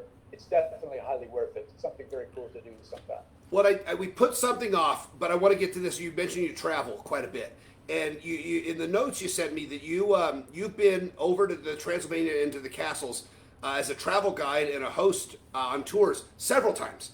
Now, Vic, who it may have to change from the Zeke Powers drinking game to the Vic Nadata drinking game, because we mentioned him quite a bit. Vic and I have been working for years on this idea of a mystery collection excursion. And I think I floated this idea by you. And so tell us a little bit about your tours through around Dracula. Yeah. I went over there a number of years ago now. I lose track. I think I've been there at least 10 times. And I decided this Dutch German fellow, Hans de Roos, and I were thinking about what hasn't been done in Dracula. Nobody's really done a book traveling in the same journey that Jonathan Harker did to get from London to Transylvania, and then the band of heroes at the end of the novel when they chase the Count back. So we decided to go over and look at this country and look at the routes and all this other stuff and decide maybe we read a book together. Long story short, we didn't write the book, but we had a really good trip. Right. And other people have done some sort of books like that. But we did a lot of background research. And while I was over there, we were treated like royalty because apparently I knew Bram Stoker never went, but I didn't know if any other Stokers went. And as far as they were concerned, I was the first Stoker since Bram Stoker to, sort of bring the world focus back to their country. And I was a huge celebrity. And Hans was a little put off by that because he was the one who organized the trip. And anywhere I went, I got the upgrade, to the nicer room and everything else. But as a result, I have met a couple that runs a tour company. There's other tour companies that I'm looking at working with as well, because some work in different parts of the country. But the bottom line, Paul, is there are places in the country that are relevant to Vlad the Impaler. Bucharest, Ponari, Targovista, Sighisoara. So Vlad actually reigned in a place called Wallachia. He wasn't even a Transylvanian prince. Again, Bram Stoker merged certain things to suit his needs. But it's wonderful to go to this country because obviously Vlad the Impaler, Vlad Dracula III, has become really more of a world icon because what Bram Stoker used his name. Right, and that's one of my rapid fire questions. Would Vlad the Impaler been forgotten had it not been for Bram Stoker? In some circles, yes, but he's still, as the Impaler and the fighter of the Ottoman Empire, the defender of Christianity for Europe, he's still revered very highly. And he's still in murals and statues and so on in the country. So part of the trip is let's go over there and see what this guy's life was all about. And then let's go see the other places that involve Count Dracula, the fictional one. And there's almost a line of demarcation between the south part of the country and the north, where Bran Castle is right in the middle. Now, Bran Castle gets a little bit of a bad rap, because it's called Bran Castle or Castle Dracula. Now, the marketing call and the people that run it call it Castle Dracula for 2 reasons. And one of them is that Vlad the Impaler may have stayed there a few days. There's no records. Obviously, there's no great records of medieval days in many places. But it's on a strategic border crossing between Wallachia and Transylvania. And when Vlad was a ruler, that was one of the things he wanted to make sure of, his people paid their taxes so he could pay for an army to hold off the invading Muslims. So this was the place they might have been. It's also the place that Bram Stoker saw in 2 of his research books in the London Library, sketches of Bran Castle called Castle of Toursburg at the time. So when Bram was writing his novel and he needed to describe the look of a castle, and Bram was also an artist, he was the founding member of the Dublin Painting and Sketching Club, so he had this artistic side of him. He needed some sort of visual to describe the castle. So these 2 books, one by Charles Bonner, the other by Elizabeth Macchiarelli, give him those images. So the owners of the castle, one of the greatest tourist attractions in Transylvania, all of Romania, as a matter of fact, have called it Castle Dracula. So, of course, I go there with our tourists, but then I say, because of the research in the Dracula notes, and again, Hans de Roos has helped point that out, the actual coordinates for Castle Dracula, the fictional one, is about 400 miles to the north of the country, very close to a real place called the Borgo Pass. It's not just made up. Bram saw that on a map, and he looked at the lines of longitude and latitude, placed the action here. He had Jonathan Harker come across from Orega to Klausenberg to the streets to take a carriage drive into the Borgo Pass, meet the Count, and go to the castle. So I've now been to both places, and I take tourists to both places, and to see where all the action happens in the novel. And we do readings, and I bring along DVDs of the 92 Coppola movie. I bring some of the documentaries that I've been in, unearthings, vampire legends, and so on. And so we read the story as we go, and we drink lots of Romanian wine and have a good time and eat the food and love the scenery.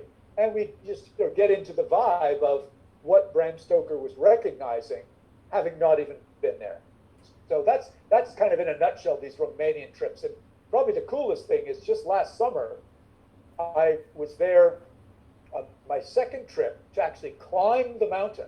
I saw you have pictures of that. Yeah. Yes. The year before, I dragged my son along. He was my sort of bodyguard, and a couple of our friends and a guide. We had to go up this mountain. We really didn't know where we're going, except for we knew coordinates we had to get to. And of course, as it turns out, even with a Romanian mountain guide, we went the long way. And we got up to the top of this thing, and we had a rocky moment, and we saw this really cool rock formation. And even though Bram didn't see it, that's what he envisioned in the books. But we had a problem getting down because it was about this steep, and it was getting dark, and it was rainy. We decided, because we would have been walking through a forest that had been cut, timbered, and all these stalks in the ground probably would have impaled at least one of us, and that would have screwed up our day. So instead, we decided to walk around the top of the cone of the old volcano, which this mountain was on. So what is cool, we knew this was an old volcano because Bram planned it that way. He needed to end his story and have his Castle Dracula on the site of a extinct volcano, because the original ending for Dracula, just as the Count had the knife thrust into his chest by Quincy Morris and Harker slitting his throat, a volcano erupted. That part's been edited out, Paul. But for being Bram and being authentic and truthful, he wanted his story to end with a real volcano. So we had a difficult time coming down. It took us about 2.5 hours to go up, and 6 hours, and we had to get kind of rescued by a guy in a Jeep with a lot of Polinka that we had to drink and get a little bit hammered before he'd let us into his Jeep to come down.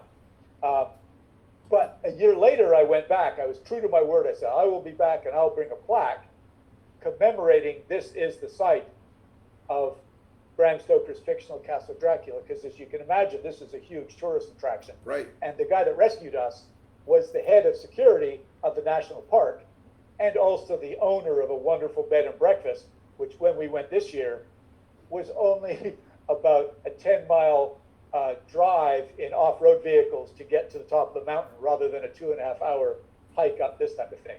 So that's sort of the nutshell of a really cool story. But I'd love for you and me and Vic to go back and bring some of your followers.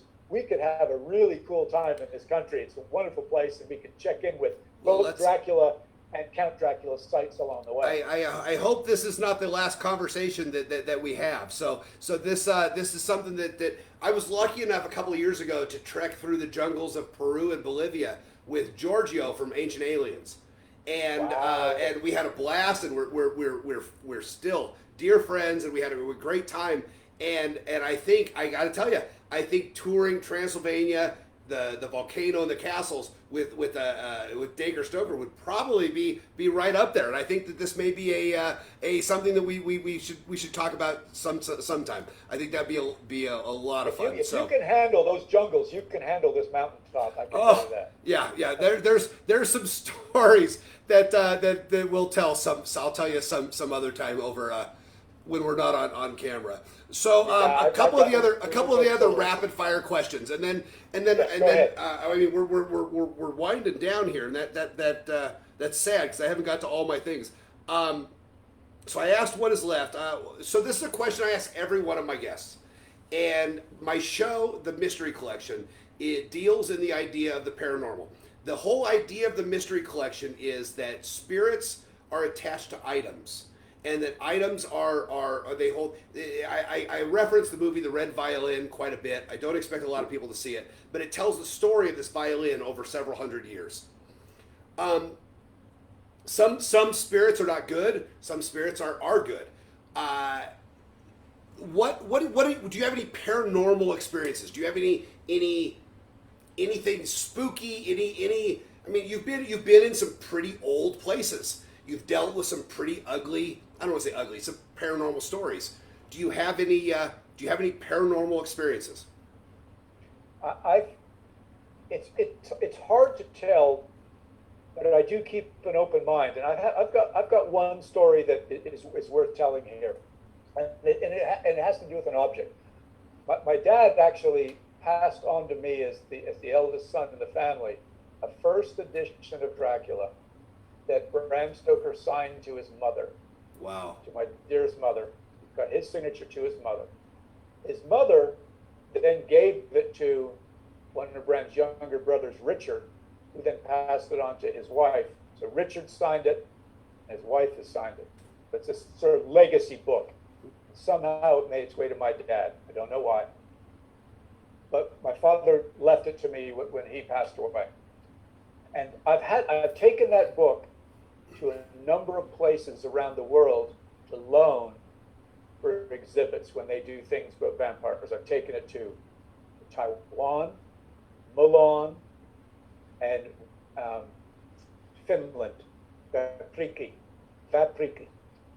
And every time I take that book, first of all, there's a great sense of reference to carrying this thing with me, because it's not the type of thing you simply just put in your suitcase. Right. You don't throw this in a backpack. So, well, no, it does come on the backpack because I won't check it on the plane. Right. But I also have to kind of disguise it. So I have a different cover on it, and I kind of wrap it up in tissue paper and then sort of bubble wrap. Takes up some space. But one time, going to Milan, it was okay. When you arrive in Italy, coming from North America, you arrive early in the morning, usually 7 or 8 o'clock. You got to take the train from the airport into Milan, and it always happens that you can't check into your hotel room until about 2 o'clock in the afternoon. Even though I told the people at the hotel from the museum, I'm arriving this time. You need to get me a room when I arrive because I'm going to be dead tired. Plus, I've got a book worth about $500,000 in my backpack. Right. Sure enough, I get there, and oh, Mr. Stoker, nice to see you, but your room is not ready. Yeah. And it's like a boutique hotel. There's nowhere to sit. So I have to go outside onto a park bench with my backpack with $500,000 worth of book in here, and I'm trying to stay awake so I don't get ripped off. You know, I'm not saying anything against people in Milan, but I'm just worried. Well, right. And I'm kind of dozing off, kind of dreaming while I've got this book here, and I'm having these thoughts. And I'm not sure if it's me conjuring them up myself, but I'm thinking of Bram's mother, I'm thinking of Bram, I'm thinking of the brother. And you know, when you're in that kind of weird state, I'm tired, I didn't sleep very well, I'm somewhat conscious, but I'm just having these thoughts of you better freaking protect this thing. This is gold here. And I just have these sort of like almost daydream, night dream things about Bram and his mother and Bram's illness. And so I don't know, Paul, if that was a paranormal event or if it was just something brought on by being, way out there. But it was an interesting event, and it was kind of brought on by having this talisman, almost this book with me. And to this day, I can't always explain it or rationalize it. Well, our friend Marita just joined in, and she said the Red Violin is a must-see. So I don't know if you've seen it. You should check it out. No, I'm putting it down. Where I was going with this, and then I talked my way into a different direction that I couldn't walk back out of, is the other question I ask, and I've had a wide variety of answers, and I think I may have sent you this in an email. What scares you? You obviously, you've slept in castles that are older than our country. You've seen, you've read, you know the story of vampires inside and out. What scares you as an individual? What keeps you up at night? Well, I'm even scared to tell this on the air because if I was abducted, like for the book, and somebody was to restrain me in a small place, I'm extremely freaking claustrophobic. Yep. To the point where a writer, David Wellington, wrote a story about vampires, and he got me so bad because there was an investigating policeman that got pushed into a coffin, and the bad guys drilled it, and she was stuck in there. And the way he described being stuck in, I had the heebie-jeebies about it. And I can't remember the name of the movie with, I think, Jeff Bridges, but somebody got buried underground while they were trying to do a ransom, and the girl was alive, but only so long. If I was in that situation, that only not scares me, I would probably want to bang my head so hard I'd die because I couldn't handle it. I learned it when I went into an MRI once for a shoulder operation, and I freaked out. And I had to get dragged out, and they had to, a couple of days later, drug me up and put me out. So I'm very sensitive to that when I get stuck in places like taking people on tours in Bran Castle and we go up the secret passage.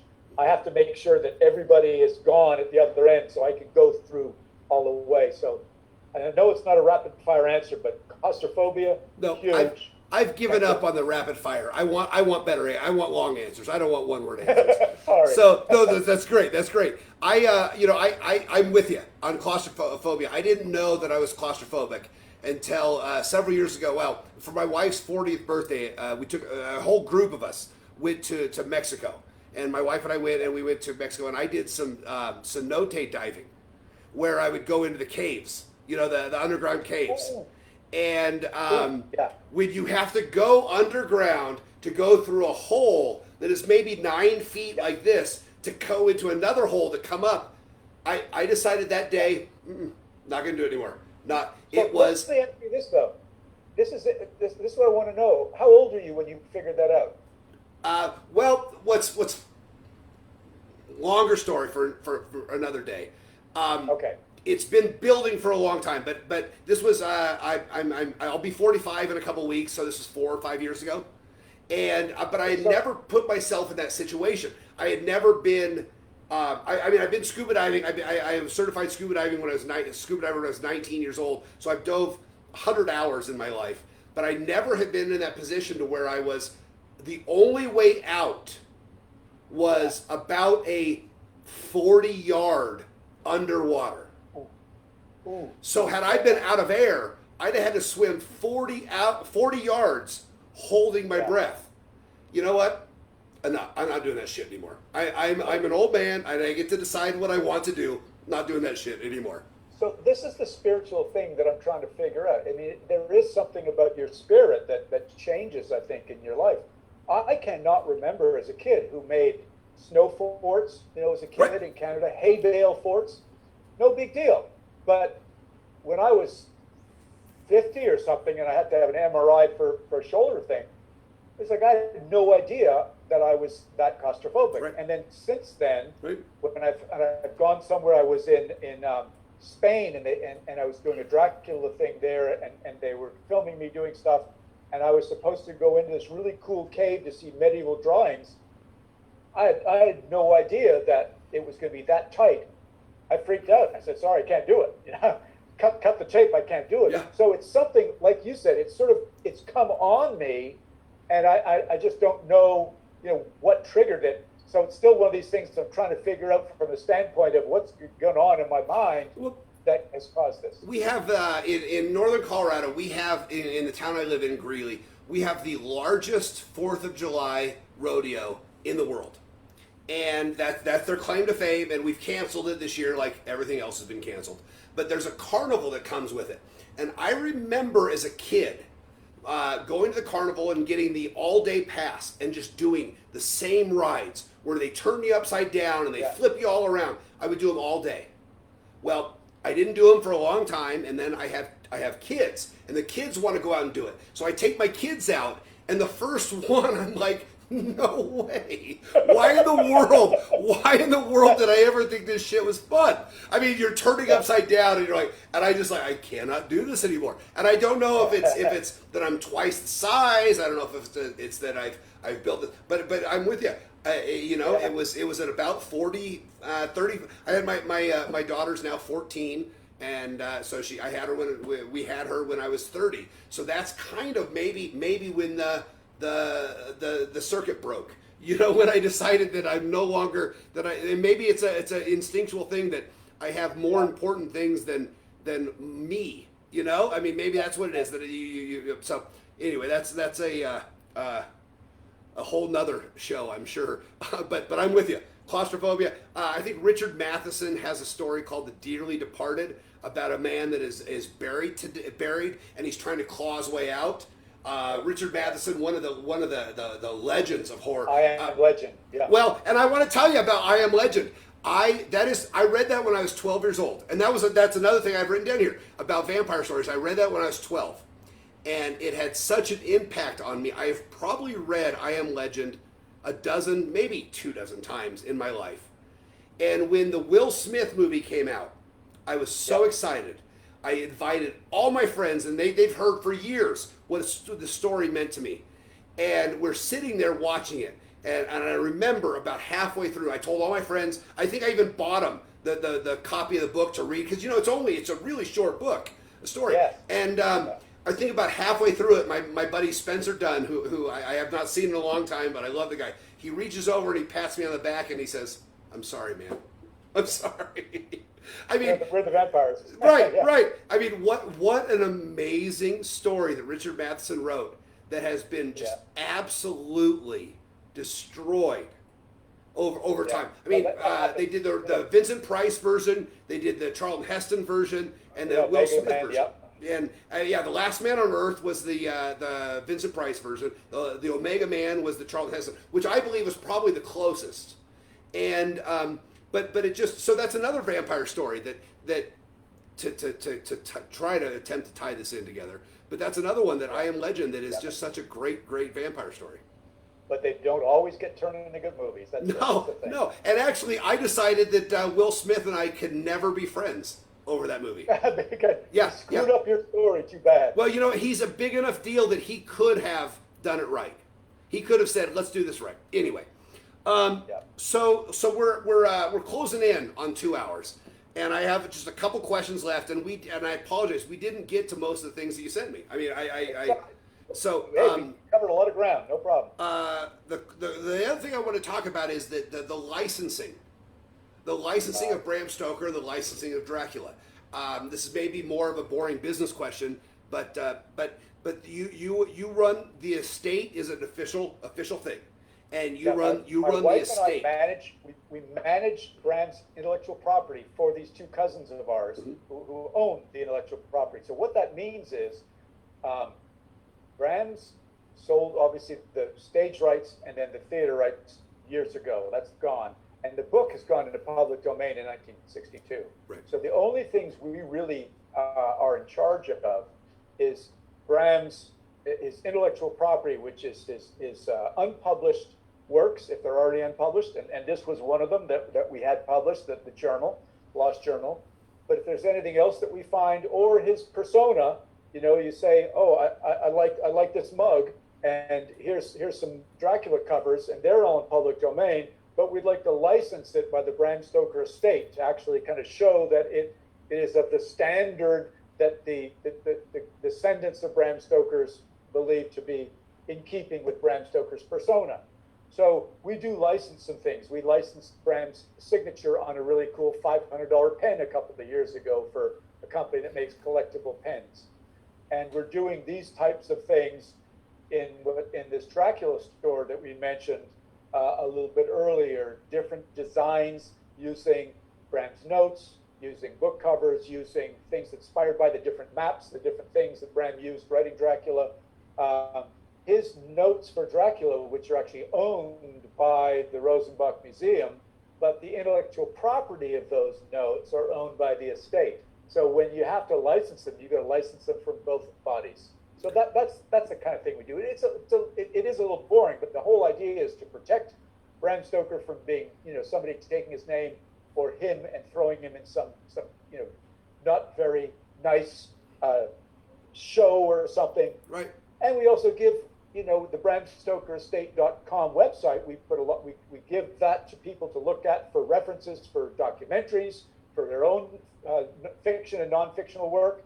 So we try to be a repository of all things Bram Stoker, so people get the story right and get to know Bram properly. So there's several things that we didn't get to. We didn't get to talk about your trips to Guantanamo Bay. We didn't get to talk about the night you spent where 80,000 people had registered to spend time with you. We're right at 2 hours right now. So I know that it's later in where you are than where it is where I am. If you don't mind, maybe another 10 minutes, just kind of wrapping up and talking about things that you wanted to hit. And again, I'd like to tell. I think one more thing would be very cool. No, and another time we'll do the Airbnb thing, because that was cool. That was the night at Dracula's castle. The trip to Guantanamo Bay was cool to entertain the troops. But one thing I think you mentioned that is really cool and is a nod to something, a little known work of Bram's, and that was my research into the missing pages of the Dracula typescript. And there was how many? 101? 101 missing pages. The typescript is a fancy word for a manuscript that's typed. Mm-hmm. So it's the last thing that Bram Stoker had his hands on, and evidently other people like his brother and an editor, before it gets delivered to the printer, who then takes it and puts the little, typesets in and makes it a book. This 480 some odd pages starts on page 102. So we know 101 pages are missing. We know that Bram Stoker's widow published a series of short stories. And here's the preface to that. It's called Dracula's Guest and Other Stories. She says, a few months before the lamented death of my husband, I might say even as the shadow of death was over him, he planned 3 series of short stories for publication. And the present volume is one of them. To his original list of stories in this book, I've added a hitherto unpublished episode of Dracula. It was originally excised owing to the length of the book and may prove of interest to the many readers of what is considered my husband's most remarkable work. So if you've never heard of it, it's published as Dracula's Guest. And I am convinced it's 17 pages of the 101 missing. So when J.D. Barker and I decided to write Dracul, and it's a prequel to Dracula, we needed to do our research to dovetail the prequel to dovetail perfectly where Bram Stoker decided to start his story. So that's what sent us out to Seattle, Washington, where Paul Allen, who was living at the time, his estate, allowed us to study this manuscript. We had to have white gloves on, pencils only, no cameras, somebody watching us the whole time. We could write things down in a notebook, and we were looking for things, Paul, in this typed manuscript that were crossed out. Right. Because I've been told by Les Klinger, who had done an annotated Dracula, that there are some references to things that were taken out of the book early, the 101 Missing, that had references to those stories in the rest of Dracula. So if it had been taken out much earlier, before the thing was typed, he wouldn't have had to go through the rest of the story and cross out references. But as it was, there was 3 specific things that happened in Dracula's Guest that were referenced in the rest of the story that we found crossed out. And just shortly, Dracula's Guest is the story of a guy, and it's just like Jonathan Harker, even though he's not named. He's got a free day in Munich while he's waiting for the train the next day to continue on to Transylvania. So it's a guy obviously on a journey from London. He stopped in Munich. He's got nothing to do, and he hires a coach to drive him around the countryside so he can check the place out. And the maitre d' at the hotel tells the coach driver, you better be back early because, you know, it is Walpurgis night. And Walpurgis night is the Scandinavian German kind of night when all things evil in the world have full sway. It's like Halloween. And it happened to be the time, end of April, when this was going on. The story is going on, and the Jonathan Harker character is there. And he gets to a crossroads. The carriage driver will go no further. And he doesn't, and he's freaked out. And we later find out, because at crossroads, that's where suicide victims are buried. And in those days, superstition is if you commit suicide, you turn into a vampire. So the carriage driver leaves Harker to travel on his own. He walks into a village, and he actually finds a crypt. And sure enough, it's a snowstorm starts. It's getting dark. He hears a wolf howling, and he seeks refuge in a crypt. Now, that's not recipe for disaster in a horror story. What is? But I don't want to ruin it for folks. So that's the gist of the story, and he is rescued at the end. And there's actually a letter at the very end of the story signed by Dracula, telling the maitre d', you better watch out for this Englishman. Don't let anything happen to him. So as I'm convinced that short story, mostly because the preface was part of the 101, I found 3 references in the bulk of the story that talked about my throat is sore as the razor-like tongue of the wolf. And then he also talks about seeing a woman on Walpurgis night who looks like one of the women who was sucking at his blood in Castle Dracula. So I am convinced that this is one of the missing links that was involved as part of Dracula's typescript very late in the game. And it would have made sense that it was cut out because the book already was 480 some odd pages. Right. That 102 pages was far too much. So I think his wife was telling the truth. So for the listeners there, if you want a cool thing to do, go and buy a copy of my book, Dracul. Also get a copy of Dracula's Guest, and then Dracula, and you've got the whole story together. So again, I don't know. I didn't write it down. I meant to. What is the discount code on BramStokerEstate.com? What is the discount code for the book? Well, we don't sell the book there for a discount. You've got to contact me. Right. Yeah. The discount. Marita has the discount at Boutique de Vampire. My discount is at the Dracula store, and it's Dracul 20. Dracul 20, and I will post that. Buy the book from Marita, and we're going to be doing this very cool book club where I'm going to come on and answer questions. I think July 26th. And I have signed Vic and I up, so Vic and I will both be there for that. So we will. I'll get a chance. Questions we can get to those. Right. I'll hog the whole hour. So I just have a couple of quick things, and then I'm going to let you go. I appreciate you coming on. This has been one of my one of the funnest times we've had, and I hope you've had fun, and I hope it hasn't been one of those terrible ones. No. If you go on YouTube, you've tolerated a lot of bullshit, and I hope this isn't one of those.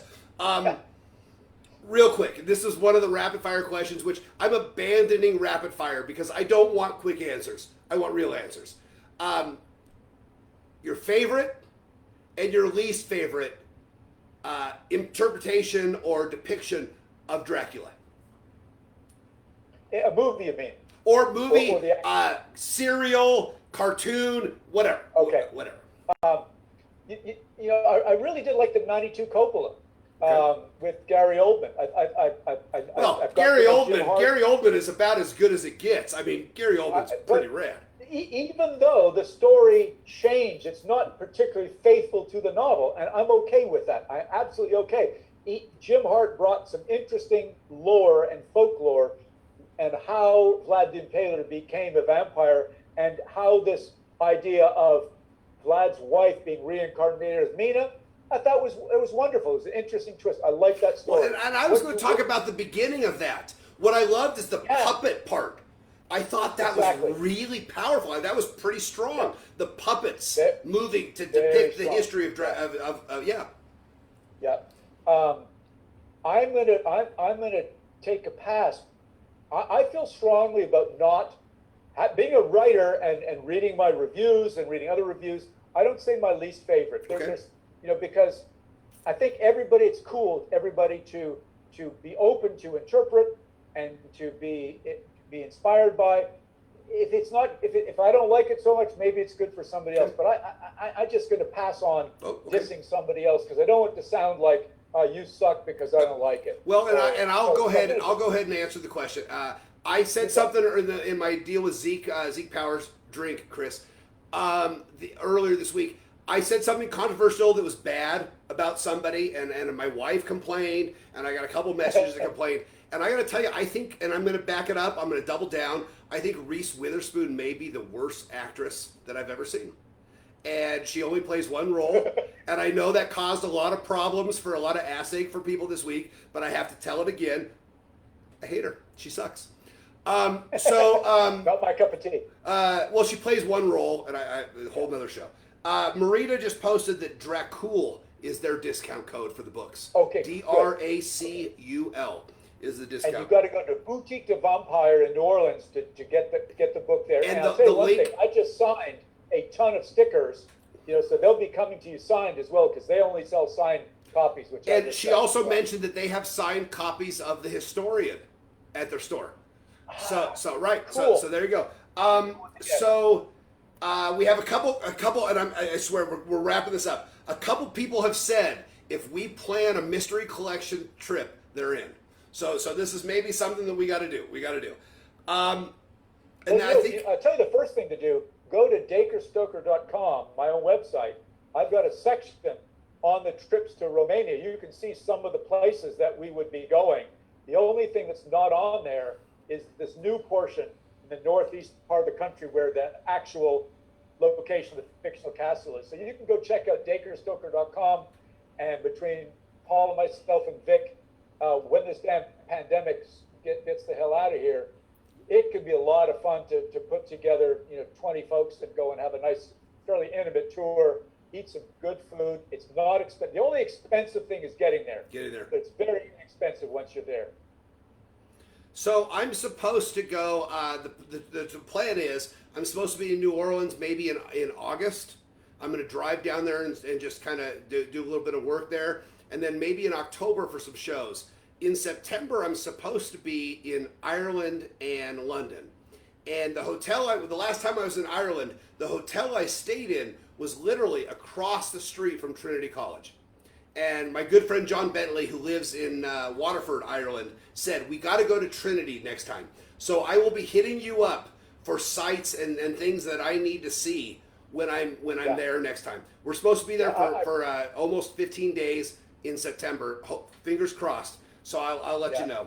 I'll definitely tell you places to go, because I actually organized a tour once, a one-day tour, to take all these.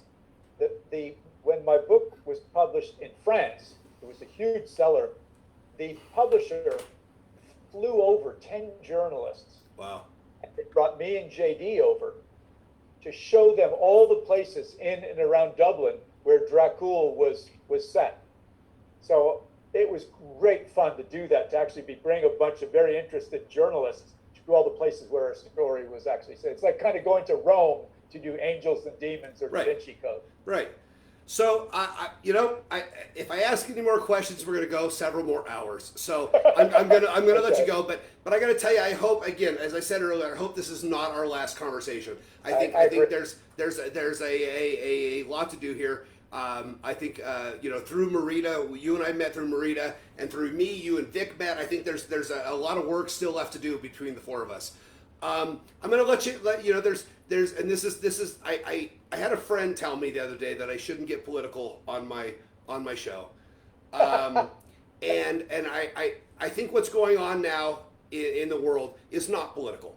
It's about being a just decent human being, and it's about being nice and caring about other people. So I guess what I've ended the last couple shows with is what do you say? What do you have to say to the world? What is your parting words for this silly little show that a couple hundred people are going to watch? What are your parting words for? I mean, we're in a pretty weird time, and what do you have to say? Well, I've been thinking about this a little bit, and I've got a good friend in this town who is a very famous folk singer, and you'll probably know the name, but I'm the godfather of his son. It's Jesse Colin Young from the Youngbloods. Does that name ring a bell? Yep. Jesse was famous for a song called "Come Together." I get a little choked up when I think about it because he sang it when his son was christened. I was his godfather of. But just 2 days ago, we had a gathering in our town here in the South, and he asked the mayor of our town if he could come and sing this song, because one thing the world needs right now is to, come on people, let's get together and love one another. More than ever, we've got to allow the soul of people and the love and the arts in people, that creative side in people, to sort of take over a little bit and just try to somehow cool down and look for the goodness, and let's come on people, let's get together. And so Jesse's song has been in my head a lot since I've heard him play it just here in the town square. A couple hundred people gather around. That's what we need right now, Paul. And at the same time, I also want to thank you, because things like what we're doing here, talking about books and having a little escapism, horror books, vampires, it is escapism, but really the horror is right outside the door right now. And this is one of the greatest countries in the world, and greatest folks in the world, and we all are going to have our differences, but we do need to open our minds, be a little more civil, and try to look for the goodness to try to get out of this thing and get things back to normal, so we can all come together. Right. Perfect. Well, Dacre, I hope that I can have you back on sometime, and when you get the annotated version, I want to have you back on and talk about the annotated. When you do a book tour, when things open back up, I will be at several of the cities to harass you and tell you, hey, I liked this, or hey, I didn't like this.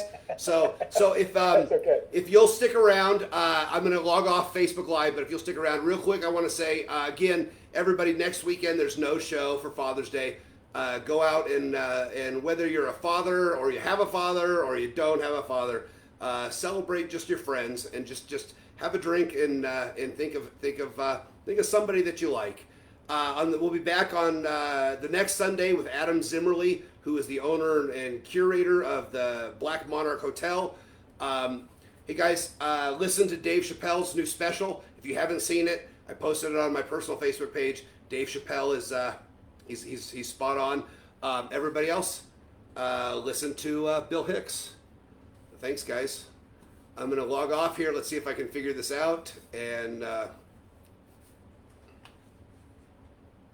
this is always the weird part where I screw this up. And then I end up saying stuff like, oh, Vic's not that nice of a guy. Vic's kind of a dick. And and yeah, Vic and Steve Swan sucks. And Zeke Powers sucks. And James Corbin, yeah.